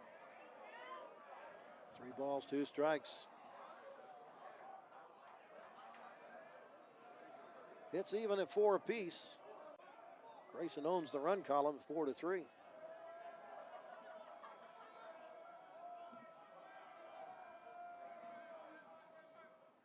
Breaking ball inside, ball 4. Marcus owned for the 4th consecutive time. 2nd consecutive walk of the game.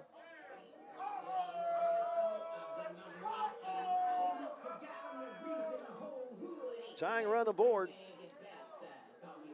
for Daniel Harden. Harden 0 for 2 with a sacrifice, a ground out and a fly out.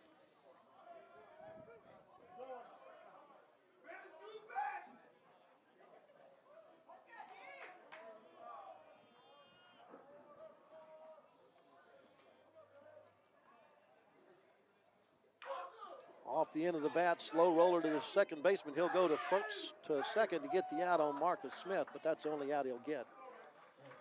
It's a fielder's choice for Harden. It retires Marcus 4-6 for out number 2.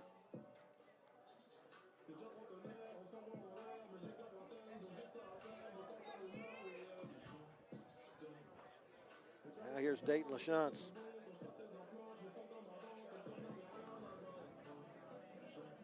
Put the ball in play all 3 times. A couple of infield pop-ups and a fly out to right field. A throw to first base will keep Harden close to the bag.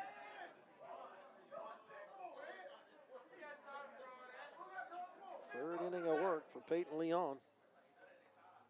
Only base runners he's allowed, the Highlanders, are on 4 walks. First pitch, Hacking sends a fly ball down the left side. Nick Sanders getting chased over in foul territory, can't get to it.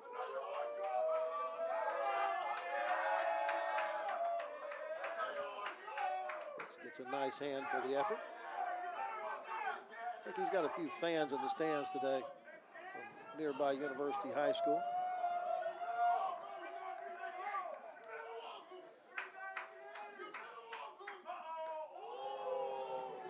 High and away. 1 ball, 1 strike.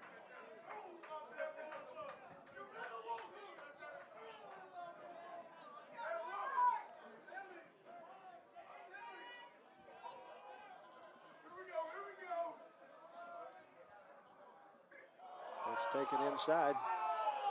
2 balls, 1 strike.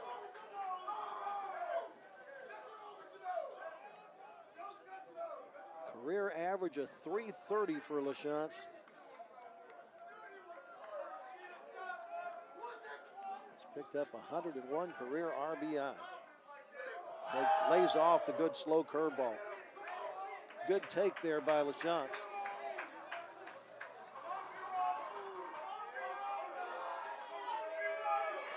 Sure, the Vikings are being very careful to the Highlanders' leading RBI batter.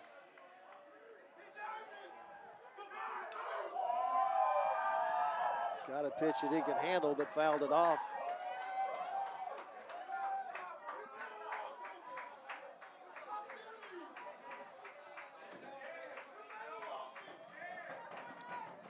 Keep seeing people walking back from the parking lot with blankets.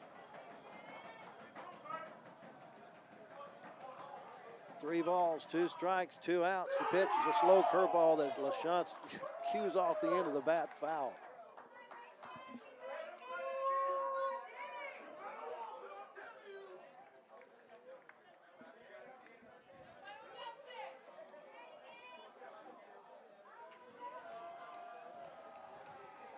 Harden being held on at first base. Here's the pitch, up high, ball 4.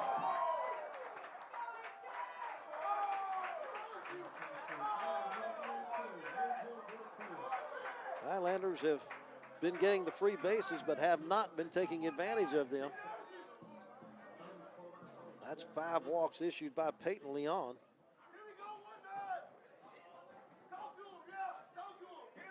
Four given up by Grady Moore. That's 9 walks. And the Highlanders only have 3 runs on the board. Conversation on the hill before A.J. Goitia comes to the plate.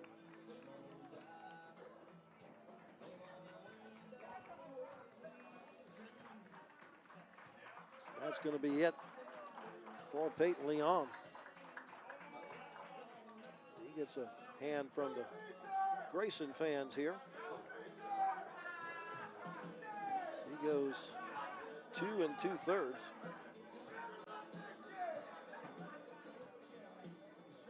Responsible for the runners on base. And Harden at second and LaChance at first base. Another left-hander coming on the hill for the Grayson Vikings.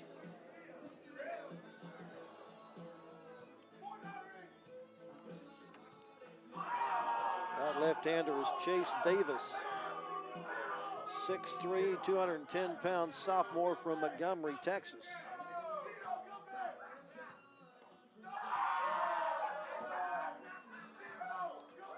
Davis making his 7th appearance of the year.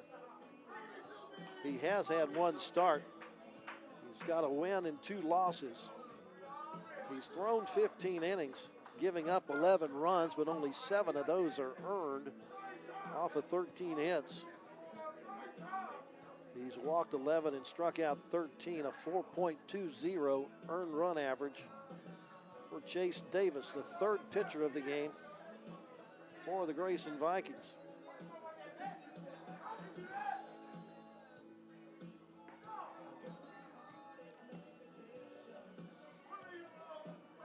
Highlanders have had their opportunities, but just have not been able to take advantage.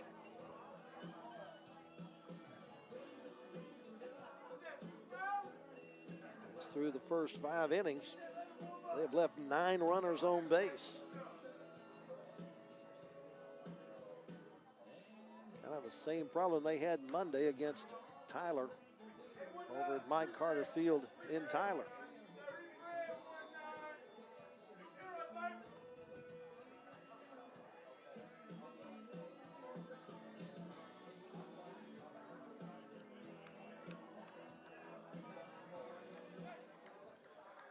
Here we go with Chase Davis on the hill and A.J. Goitia at the plate. The Highlander catcher is 1 for 3 with an RBI ground out, a single, and a strikeout.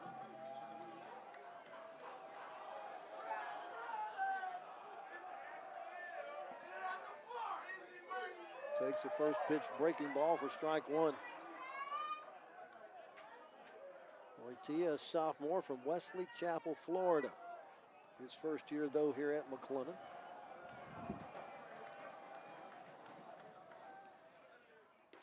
Swing and a miss. And quickly Chase Davis on top of the count at no balls and 2 strikes. Tying run at second base in the form of Daniel Harden. Good wheels there. Anything to the outfield, he'll try to score. The pitch is hit down the left side, foul outside the bag at third.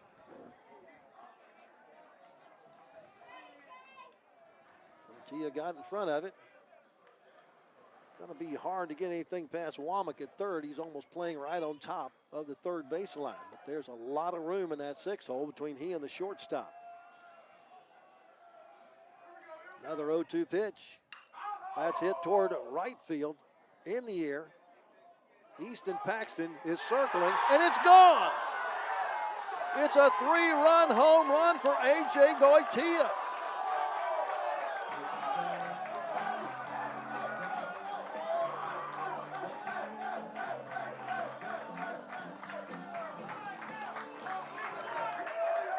Taking advantage of that 30-mile-an-hour breeze blowing out to right field, A.J. Goitia gets one in the air, and it clears the Intimidator in right, and the Highlanders are back in front.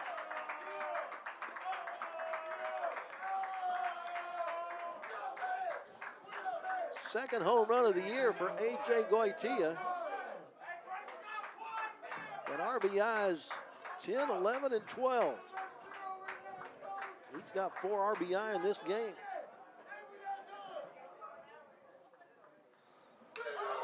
And first ball hacking is Jackson Irons, and he sends one to the gap in right center field. And a diving catch made out in that gap by Easton Paxton. Wow. There's some high drama here in the bottom of the 6th as the Highlanders are able to recapture the lead as they come up with 3 runs. They do it on just 1 base hit. There were no errors, and there was nobody left on base. Through 6, our new scores: McLennan 6 and Grayson 4.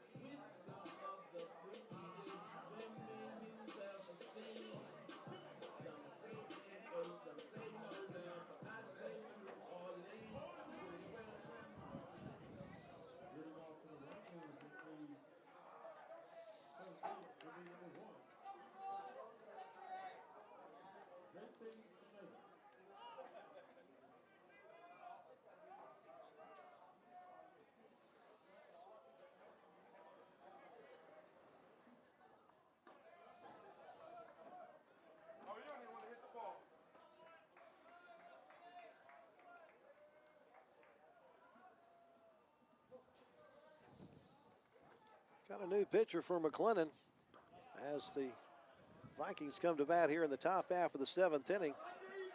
Taking over the hill is John Carmichael. Taking over for Mason Cook, who went the first 6 innings. And thanks to the home run by Goitia, he leaves the game as the possible game-winning pitcher. If the Highlanders can hold on to the lead, Carmichael out there to try to make that happen. Has accounted 2 balls and no strikes on the 8-hole hitter, JT Senega.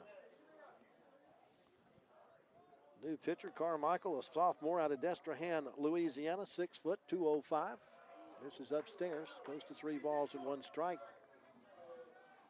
It's pretty much what the Highlander staff considers their stopper. He's not necessarily out there to close games, but he's out there to stop rallies. But right now, he's out there to just to make sure that that 2-run lead stays where it is. Swings over the top of a breaking ball. It goes to 3-1.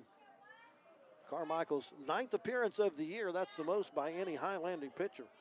He's 0-1. He's only thrown 6 innings, though. Allowed 2 runs, earned on 4 hits. Walked 1 and struck out 5. Ground ball to the second baseman, Spencer Button. He boots it. Leadoff error opens the door for the Vikings after the Highlanders had wrestled the lead away in the bottom half of the 6th. Now here's Kane Sanchez. Walked and scored in the 3rd, singled in the 5th.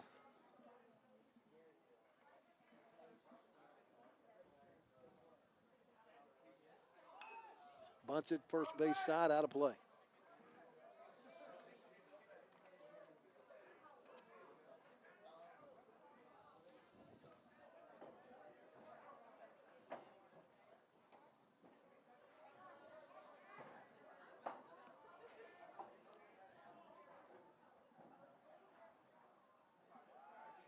Again, bunts, first base side. Fielded by Irons. He underhanded the butt, covering the bag at first. Sacrifice works by the 9-hole hitter. Goes 3-4 for the put out at first base. Senega over at second base now with for the top of the order.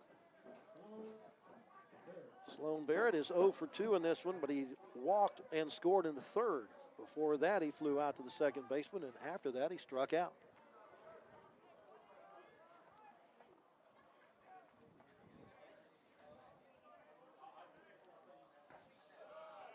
Barrett 1 for 5 in the day's doubleheader with a run scored. Takes the first pitch for strike 1.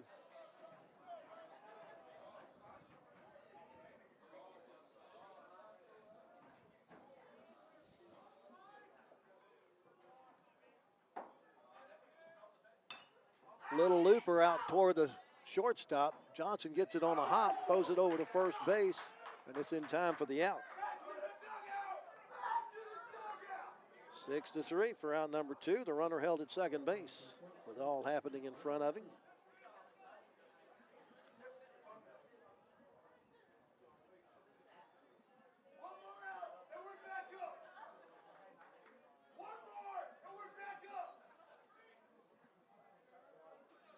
Here's Brandon Creek, the shortstop, 0 for 3 with a strikeout and 2 flyouts.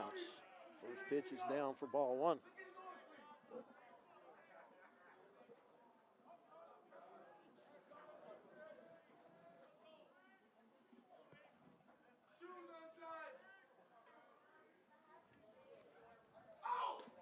On the inside corner above the knees. 1 ball, 1 strike. Creek, a freshman from Liberty Hill. Started today hitting .301, but is hitless for 6 trips so far. It's dropped him down to .278. Breaking ball's fouled off first base side.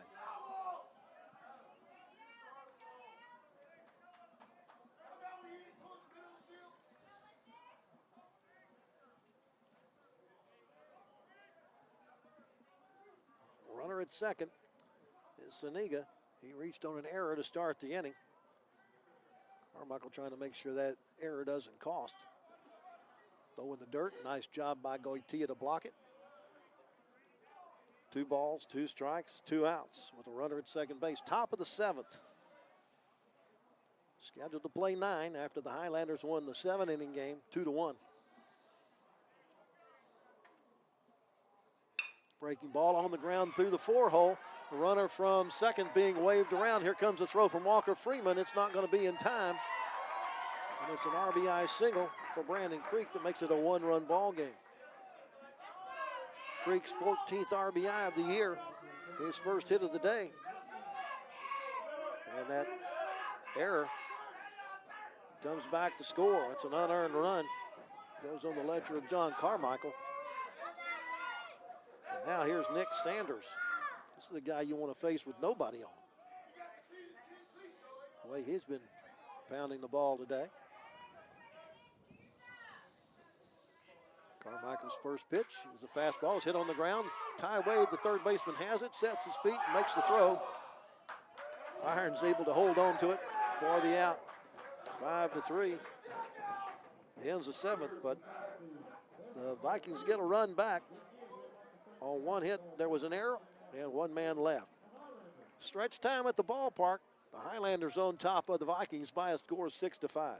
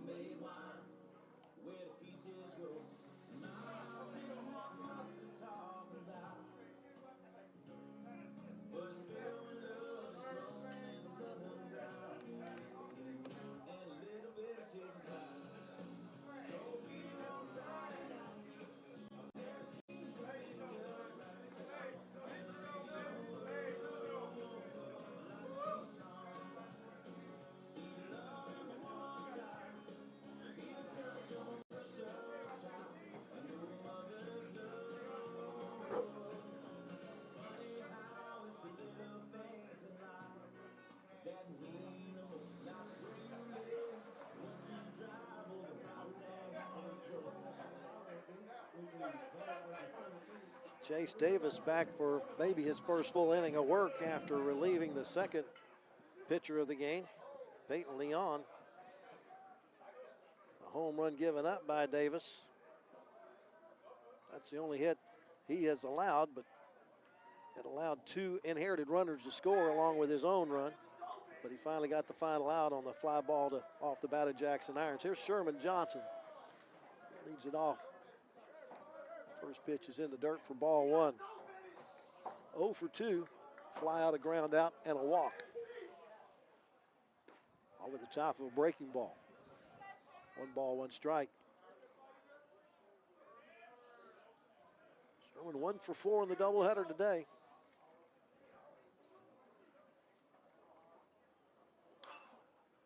Ground ball foul, third base side.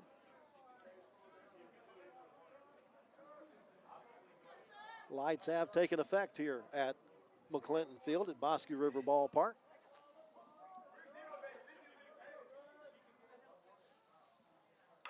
Ground ball to the second baseman. Barrett bobbles it. Throw to first base, not in time. Johnson aboard on the error by the shortstop.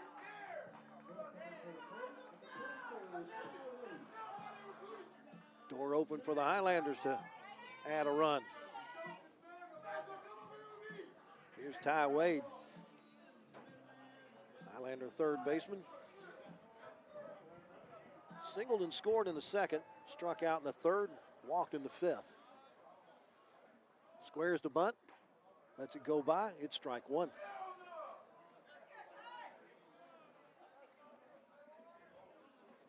Despite that 30-mile-an-hour wind, it's been blowing out to the right. We've only had 1 home run in this doubleheader today, and that was the one by Goitia that gave the Highlanders the lead. Again, he squares the bunt early and a throw over to first base. Johnson just steps back on the bag.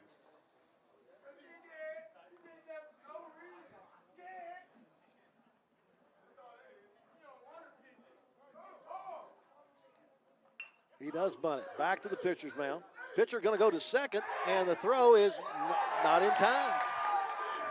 Fielder's choice, and not a good choice for the pitcher, as nobody's out.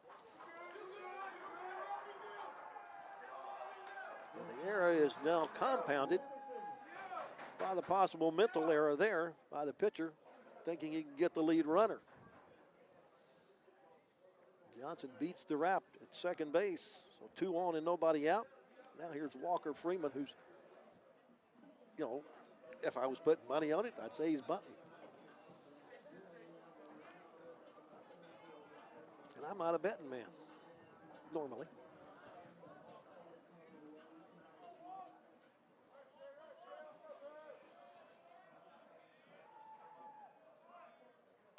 Bunts it in the air. Pitcher will grab that one. Got to get it down. Got to get it down. So back to the top of the order, and Spencer Butt. He lined out to the shortstop his last time up, but he's been on base 3 times. A single and scored in the first. Walked in the second. Walked in the fourth.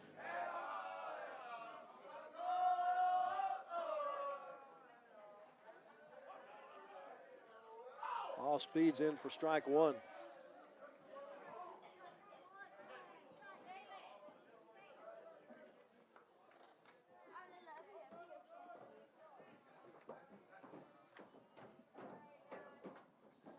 Takes a pitch outside. 1 ball, 1 strike.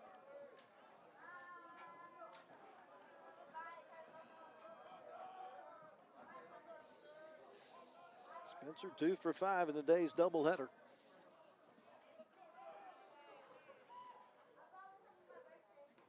Swings over the top of a slow breaking ball. Goes to 1 and 2.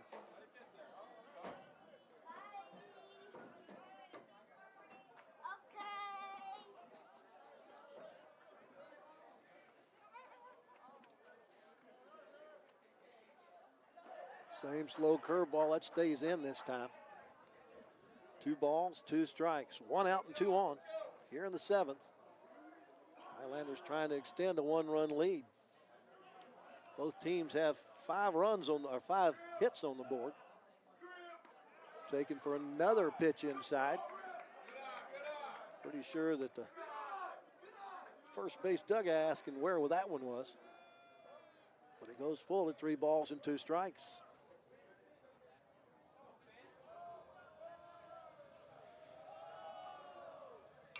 Popped up on the infield, foul territory, third base side. Third baseman giving chase over by the dugout.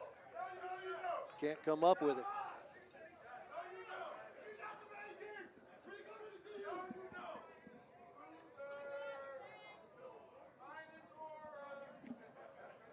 That rumble you hear in the background, I believe, is SpaceX. Didn't know we could hear it that loud all the way on this side of town. At least I hope it's SpaceX. Another 3-2 pitch, grounded foul first base side.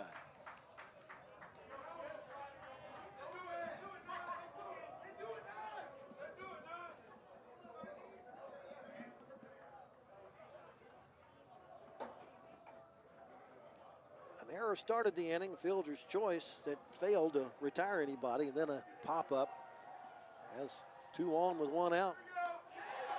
And now it's fulled up with another walk to Spencer Butt, the third he's collected this game.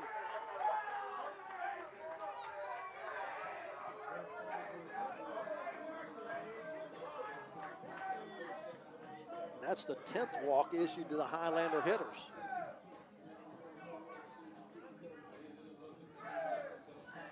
And the bags are full of Highlanders for Marcus Smith. He's collected 2 walks. Been hit by a pitch. He's 0 for 1 with a fielder's choice, but that produced a run. Takes a pitch outside for ball 1. Highlanders looking for an opportunity here in the bottom of the 7th to break this one open.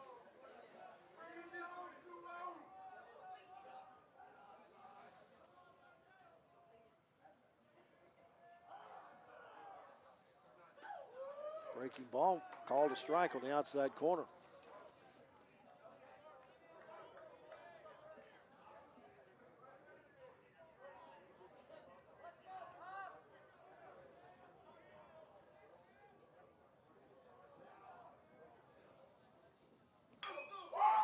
into right field.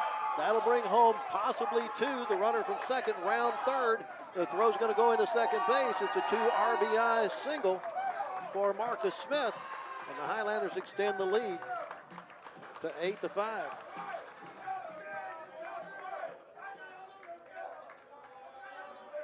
Two RBIs for Smith gives him 15 and 16 now on the season.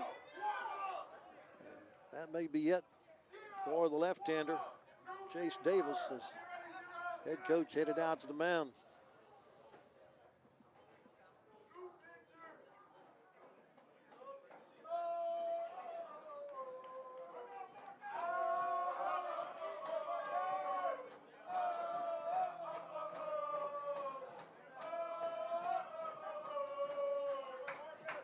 That will be it for Chase Davis.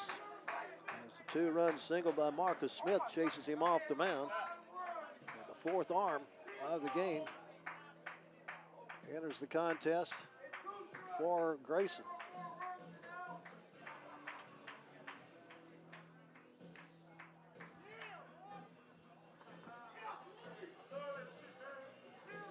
New pitcher will be Clay Kemp, 6'6", 235, sophomore from Harrison, Arkansas.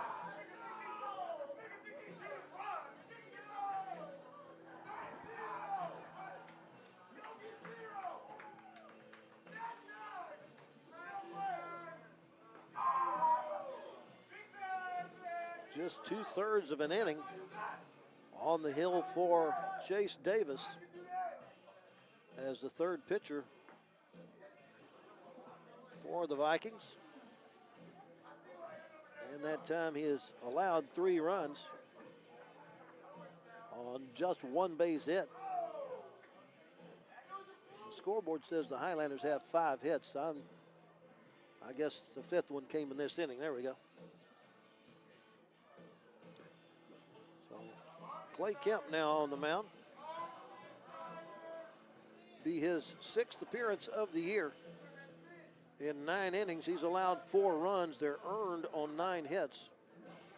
Walked 3 and struck out 8, a 4.00 earned run average for Clay Kemp.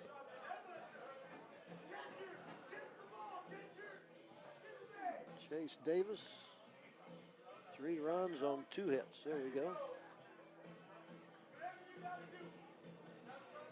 Just 1 walk and no strikeouts. The Highlanders getting into the Grayson bullpen. Managed to recapture the lead and extend it now here in the bottom half of the 7th inning.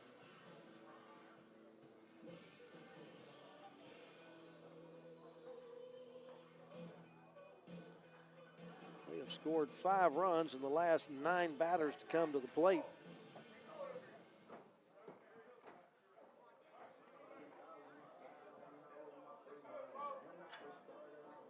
Three of those on the home run by Goitia and 2 of them on the single by Marcus Smith.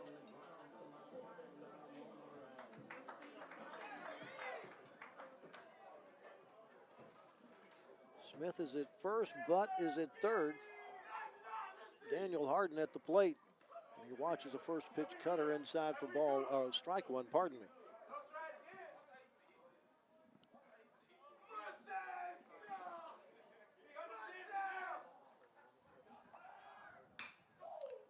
Ground ball foul, first base side.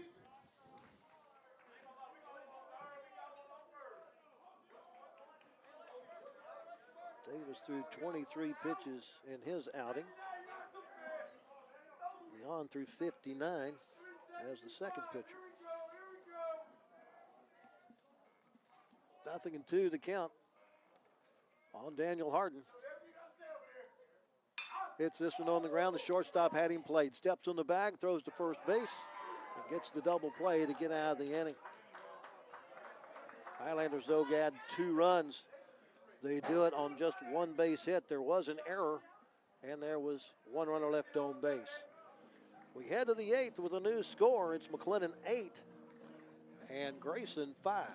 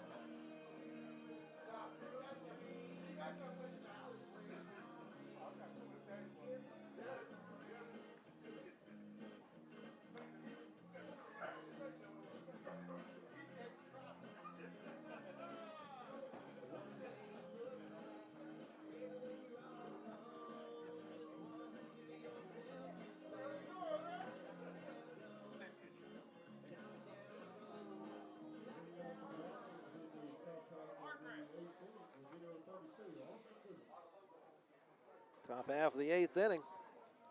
Austin Godwin leads it off for Grayson against John Carmichael, out for his 2nd inning of work as the first reliever of the starter Mason Cook, who went the first 6. First pitch is swung over the top of and missed for strike 1. Godwin 0 for 1 officially. Walked and scored in the 2nd. An RBI sacrifice fly in the 3rd. A fly out to right in the 6th inning. Again, over the top of the 12-6 curveball from John Carmichael. 0-2 the count. Highlanders won the first game 2-1. Had the lead in this one at one point. Grayson took the lead away. And now we have a pitch clock violation by the batter, not getting into the batter's box in time, and he's called out on strikes.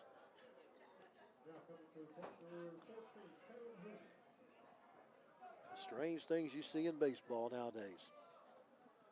So Carmichael picks up his first strikeout, only the 3rd strikeout for Highlander pitching. 1 gone. Here's Caleb Hoover. Can't hit that breaking ball for strike 1.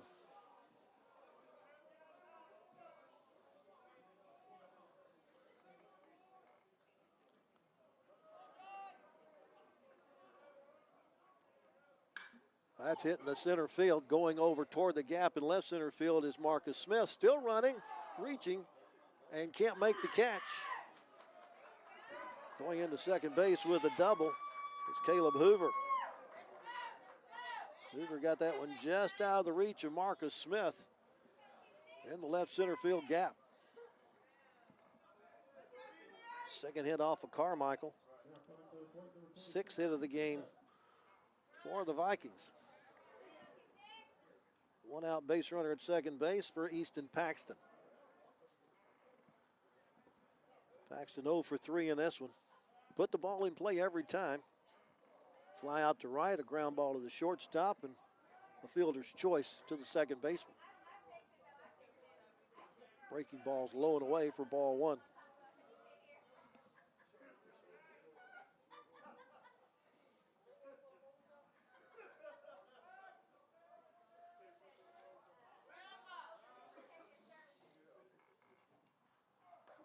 That catches the outside corner.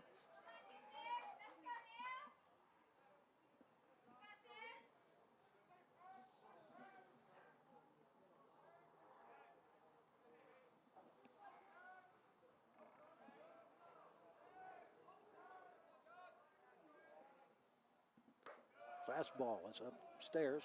2 balls and a strike.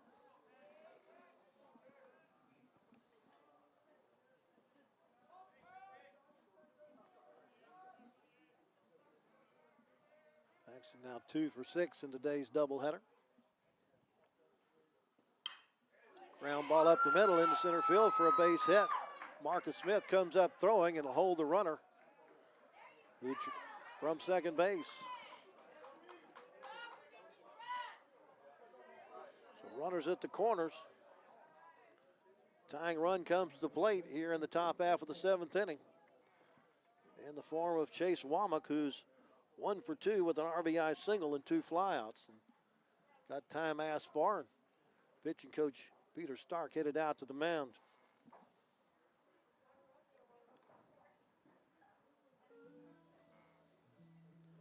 Don't know if that's going to be it for John Carmichael or if this just a discussion as to the situation here.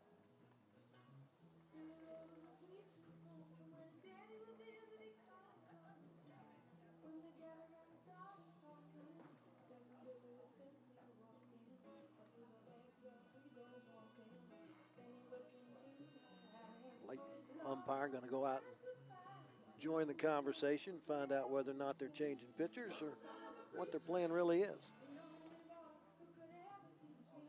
Teams will complete this 4-game series on Saturday at Grayson. 12 noon for the first pitch of the first game.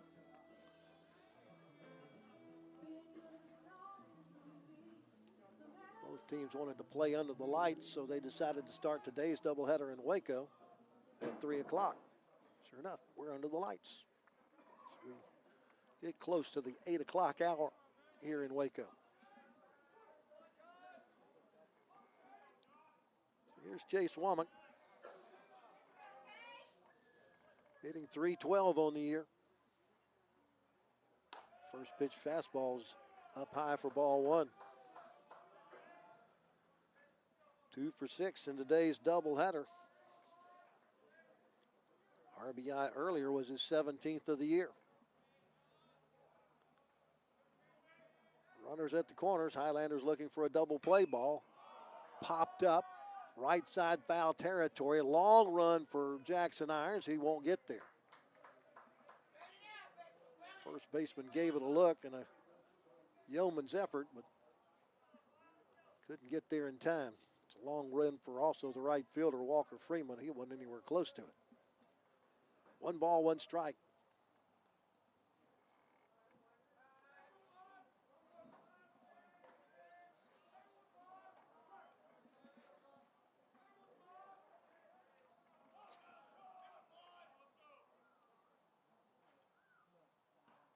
Swing and a miss on the fastball. You don't see that often from Carmichael, but he came with a good hard fastball in at the knees. 1 ball, 2 strikes.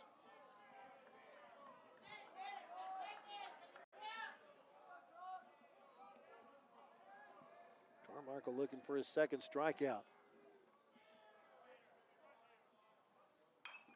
Popped up, out of play.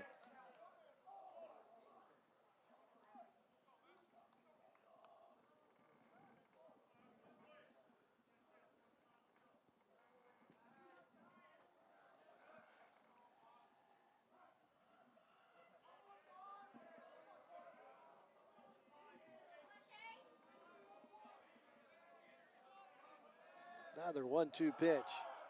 There goes the runner from second. He'll be in safely. Or runner from first to second.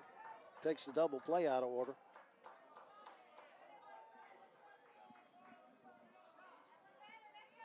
Now goes to 2 balls and 2 strikes. Easton Paxton picks up the steal. Be his 7th of the year without ever being caught. So now he's in scoring position. Tying run is at the plate in an 8-5 ball game.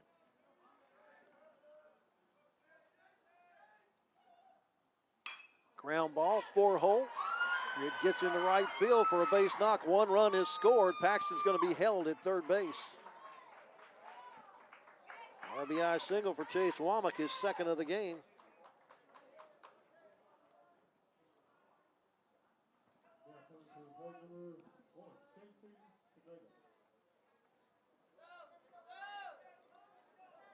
Runners at the corners, 1 in. Go ahead and run at the plate now.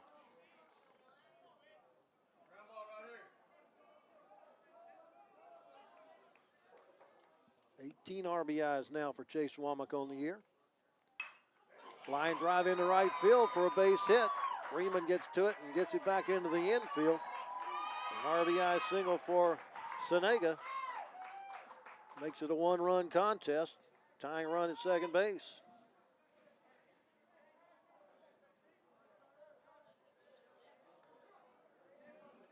And that's going to be it for John Carmichael. He'll face 10 batters in relief of the starter, Mason Cook. But so far, he's given up 3 runs on 5 hits. And he's responsible for Womack at second and Senega at first.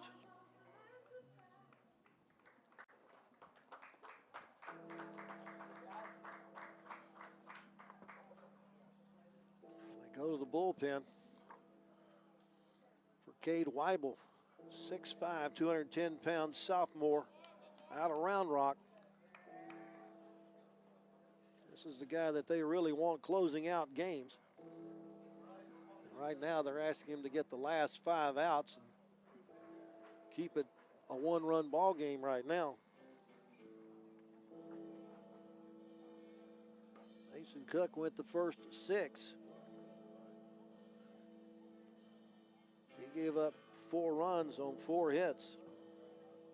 He walked 4 and struck out 2. Carmichael for an inning and a third. So far has given up 3 runs on 5 hits. Walked nobody and struck out 1. Now it's Cade Weibel on the hill.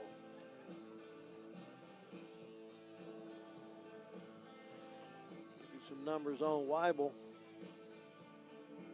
His 8th appearance of the year, 1 win, no losses, no saves. In 7 2/3 innings, he's given up no runs on 3 hits. Walked 4 and struck out 12. Opponents hitting 120 off of Weibel. Of course, giving up no runs. Earned run average 0.00. And this is the guy that the Highlanders want to see finishing off games. This is just a situation that they want him to be in anytime he enters a game. And he'll face the 9-hole hitter, Kane Sanchez, as his first batter. Double play is in order on the infield. And that's exactly what Cade Weibel would like to see as a double play ball here. Highlanders have been out hit 9-6, but have outscored the Vikings 8-7. First pitch skips off the plate for ball 1.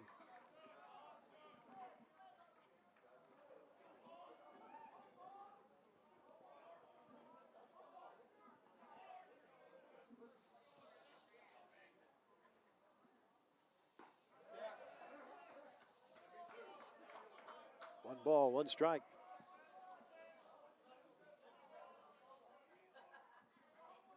Sanchez, 1 for 1 officially in this one with a walk, a sacrifice, and a single.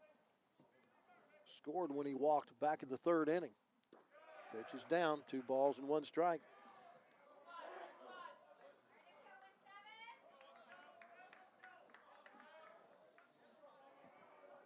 Tying run at second is Chase Womack. Go ahead and run it first. And Senegi. Breaking ball's fouled off the mask of A.J. Goitia. 2 balls, 2 strikes.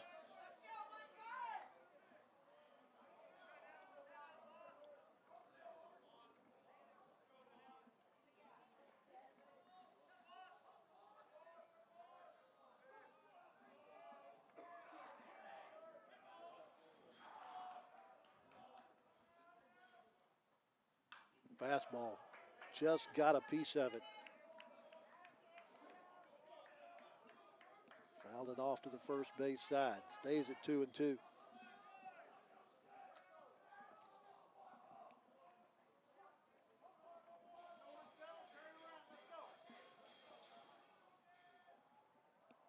Slider away. Fill it up at 3-2. Cal Hernandez put his runners in motion to try to stay out of the double play. It's the 9-hole hitter at the plate.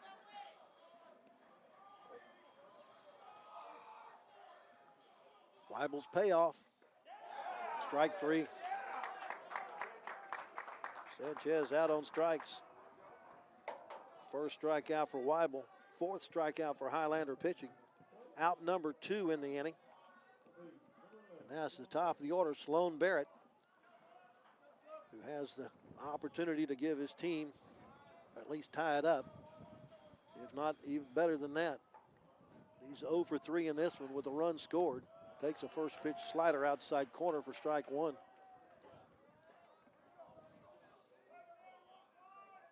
Barrett 1 for 7 in today's doubleheader with a run scored.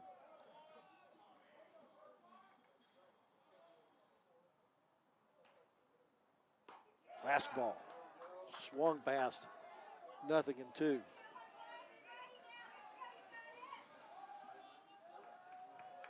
Weibel trying to wiggle the Highlanders off the hook here. Outside, wouldn't chase it.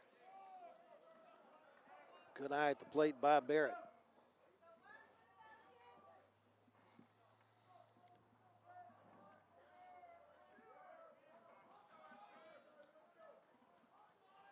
One-two pitch. Inside, did it hit him? It certainly did. Got a piece of Barrett to load him up.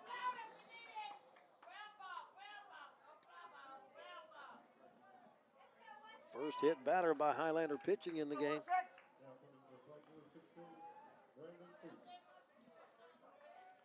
Passes the ball to Brandon Creek, who singled home a run his last time up.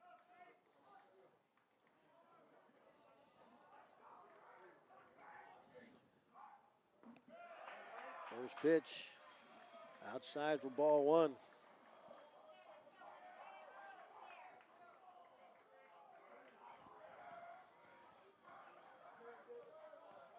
Creek also 1 for 7 in today's doubleheader.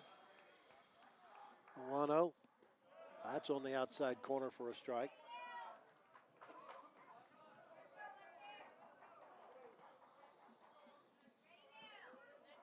Two runs in the inning on 4 hits, as the Vikings try to tie this one back up. The 1-1, outside and low. 2 balls, 1 strike. Flags indicate the wind still blowing at about 20 miles an hour out toward right field.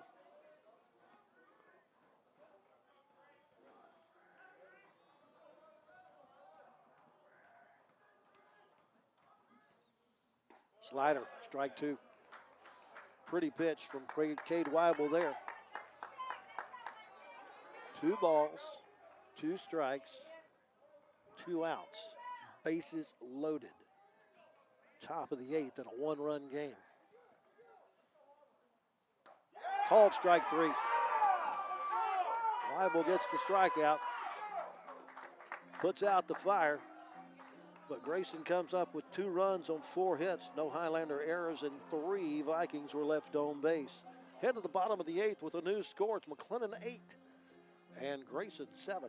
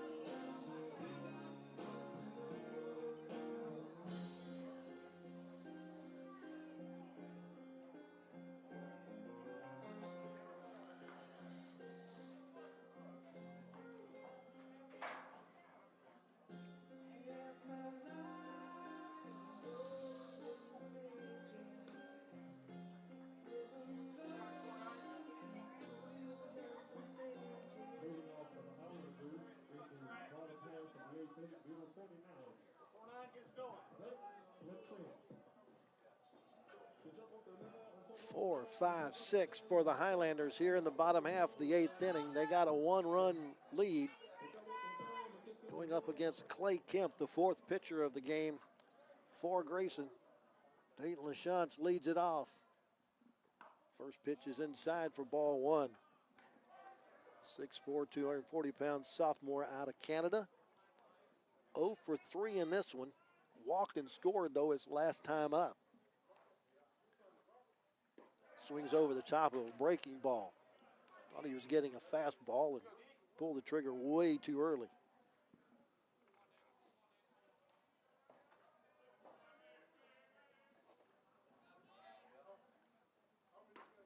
a swing and a miss on a breaking pitch. That a little harder than the first one.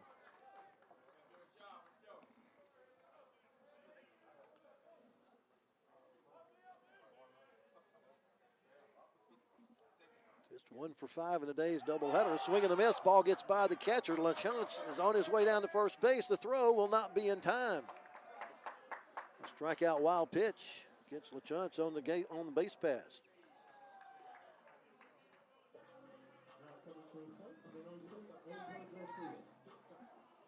See if they run for him at first base here. He is the designated hitter in the game. He's at first base for A.J. Goitia. Gave the Highlanders the lead with a 3-run home run his last time up. Fouls this one off the front of the first base dugout. 0-1.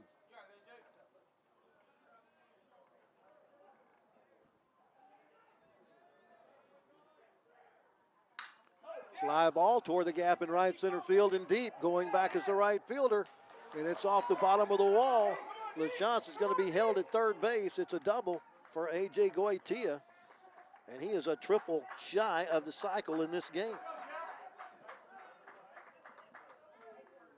Sent that one to the dark part of the ballpark in right center field. 2 on, nobody out. Here's Jackson Irons. He entered the game in the top half of the 6th inning as a defensive replacement. Swung at the first pitch he saw first time he came up and lined out to right field. Takes a pitch low and outside for ball 1.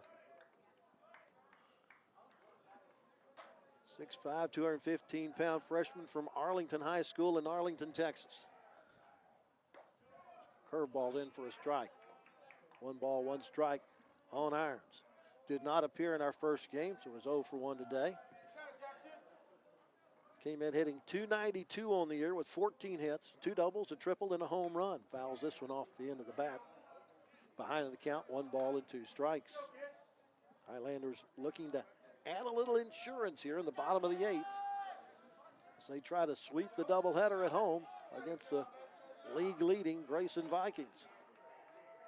The 1-2, off speed. That's driven toward the gap in left center field. The center fielder going back to the wall, and it's over his head.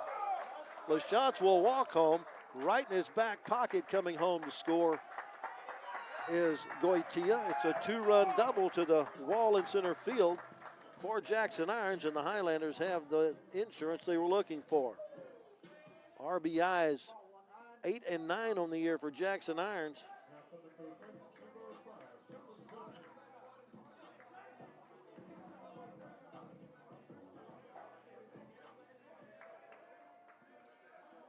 On his 3rd double of the season. Here's Sherman Johnson. First pitch is strike.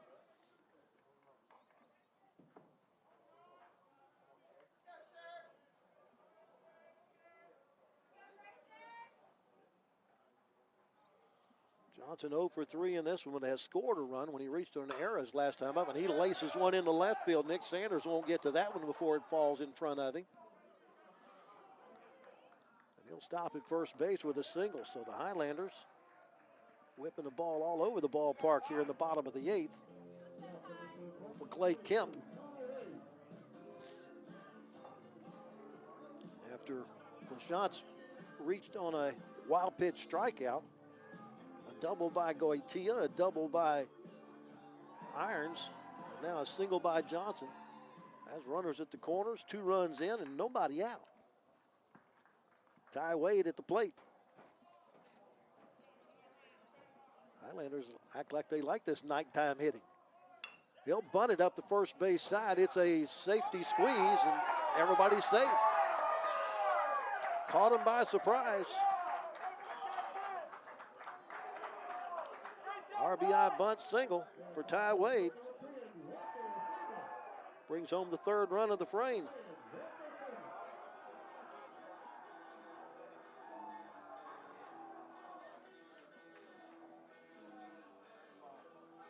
Now we're going to get a discussion out on the mound. The head coach go out and talk things over. I think that's going to be it for his pitcher. Sure enough, we're going to have a new pitcher come into the game. That's it for Clay Kemp.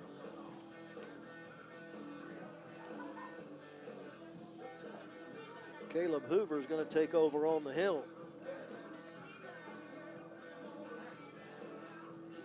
That means the DH is no longer, they're just playing with the 9 because Hoover is the DH in this game. He's in to try to close this one out. At least get the Highlanders out here in the bottom half of the 8th inning. After they have exploded on the 4th pitcher, Clay Kemp. Kemp was able to get a double play ball to end the 7th, but he's not able to get an out here in the 8th. So he's given up 3 runs on 4 base hits and a strikeout that ended up being a wild pitch. It allowed the runner to reach base.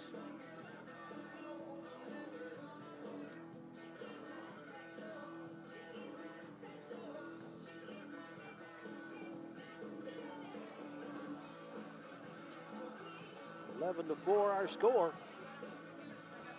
Highlanders have now out hit the Vikings 10-9.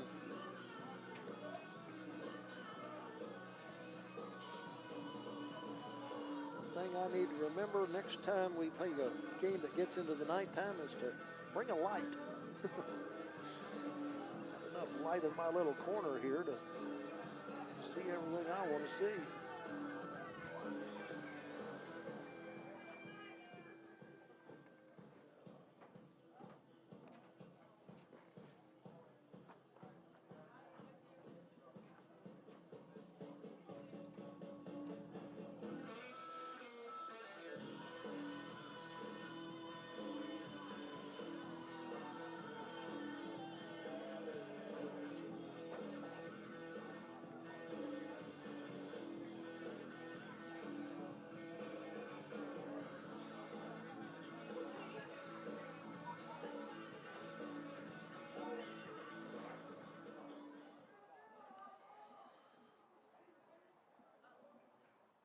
Walker Freeman will be the batter.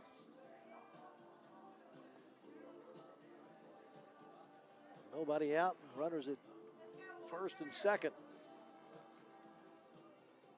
Now Caleb Hoover on the mound for the Vikings. He'll square to bunt, takes a pitch for a strike.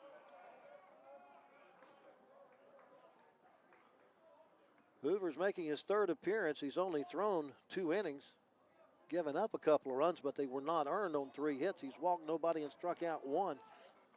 Well, appears kind of a mop-up role for Caleb Hoover here. Pitch is taken outside, 1 ball, 1 strike.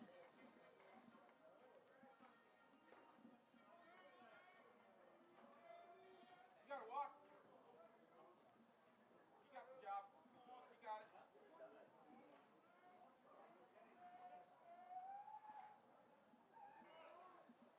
That's way too high.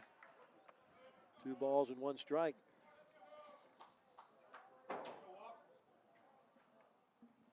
I got 10 hits on the board for the Highlanders. I only count 9 on my scorecard. Now he hits him. Freeman not real happy with that, but that'll load up the bases.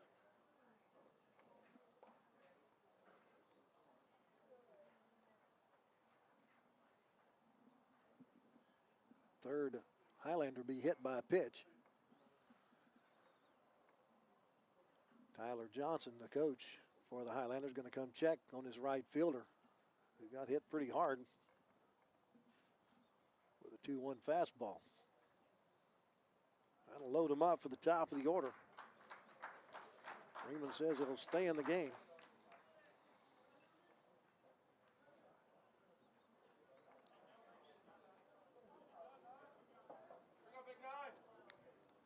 Now here's Spencer Butt.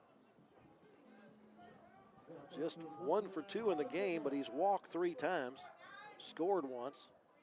His 1 hit came back in the first inning when he singled and scored in that frame. That's the only inning in which he scored.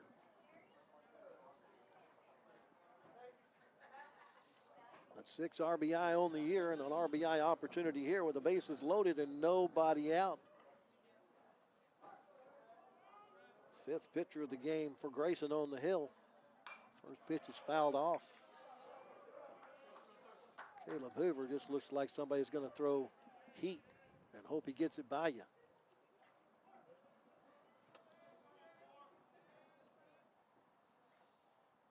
Allen comes with a curveball there and misses. 1 ball, 1 strike.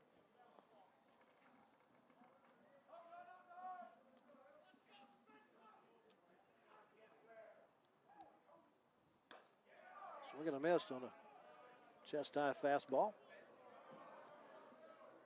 You got it, 9. Put it in play. You got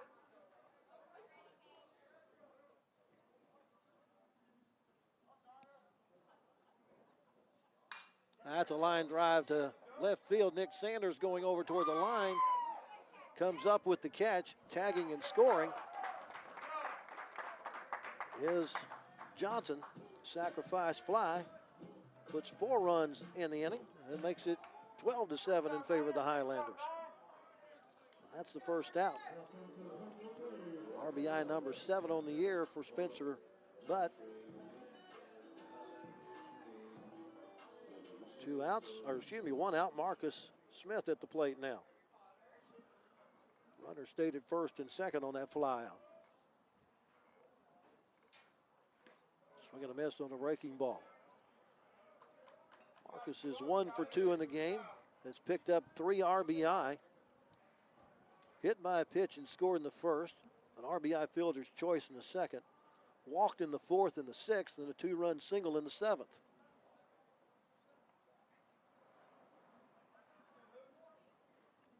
Not sure what the discussion was about there.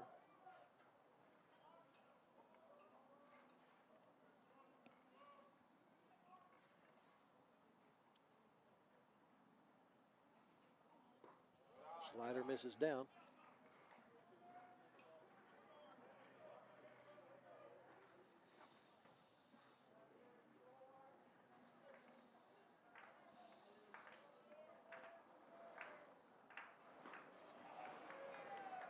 Pitch misses down. I think that.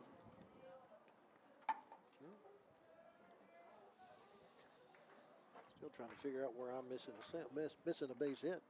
Highlanders with 4 runs here in the bottom of the 8th. Pitch is down.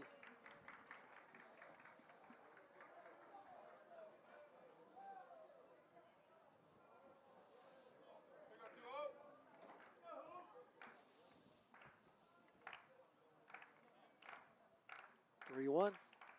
Fouled off.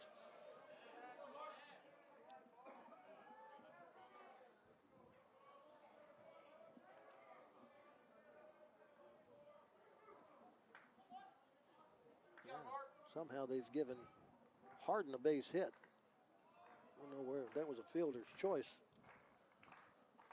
Back in the 6th inning, that maybe they gave him a hit. Yeah. Marcus walks for the 3rd time in the game. That loads him up. 9th batter of the inning, Ty Harden steps up.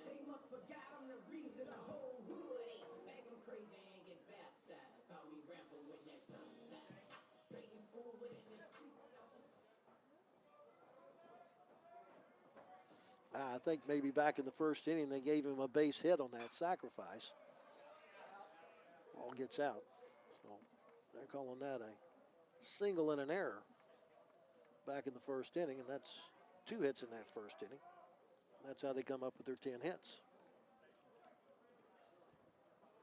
So I'll change my scorecard to their scoring. Popped up, foul territory, 3rd base side. It's going to get into the Highlander dugout.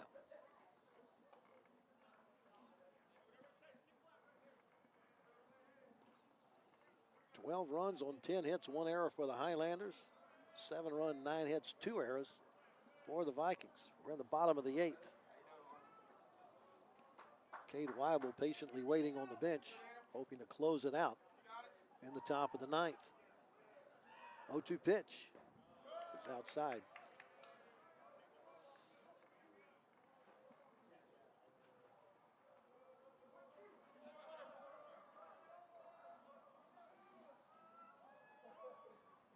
Breaking ball hit on the ground, first base side. First baseman has it. He's going to come home, and they get the out there. Another fielder's choice for Harden. That retires Tide Wade. 3-2 for the second out.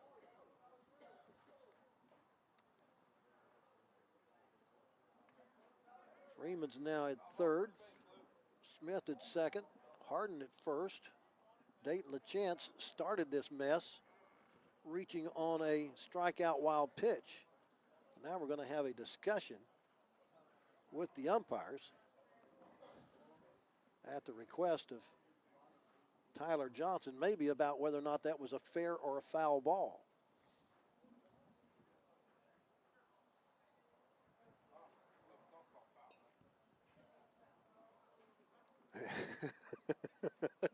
Ty Johnson pleading the case for his ball club. They're going to leave it as it is, as a fair ball. So it's the 10th batter of the inning with 2 outs, and the base is full is Dayton LaChance. And he hammers it to center field. A high fly ball that the wind is catching. The center fielder comes in, reaches up, makes the catch for the 3rd out to retire the side. Highlanders hope they've put it away with 4 runs in the bottom of the 9th. They do it on, let's count these down, 1, 2, 3, 4. 4 hits. There was no errors in the inning, and they left 3 runners on base. We go to the 9th with our score. McLennan 12 and Grayson 7.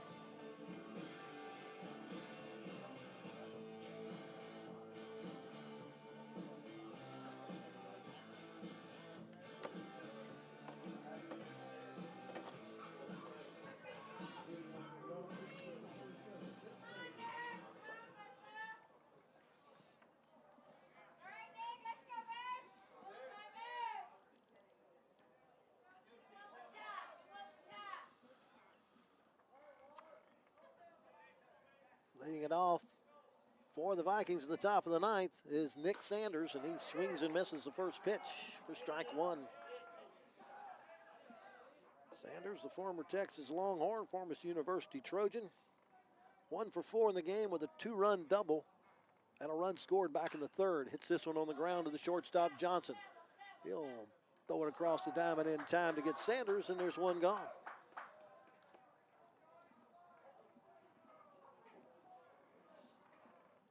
Now here's Austin Godwin. Brought home a run with a sacrifice fly back in the 3rd, walked and scored in the 2nd. But in the 6th, he flew out to right, and in the 8th, he struck out.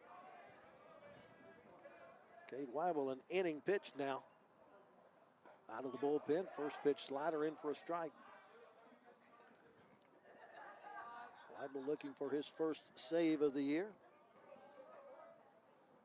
Trying to give the win to the starter, Mason Cook. 1 ball, 1 strike.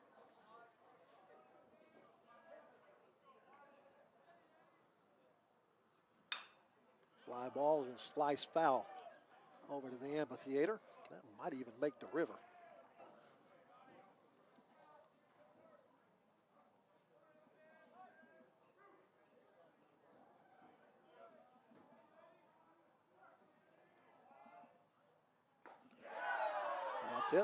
Strike three.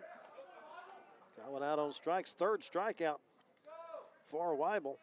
Sixth strikeout for Highlander pitching, and now McLennan an out away from taking the doubleheader sweep at home against the league-leading Grayson Vikings. Here's the pitcher, Caleb Hoover. Doubled and scored his last trip. 2 for 3 in the game.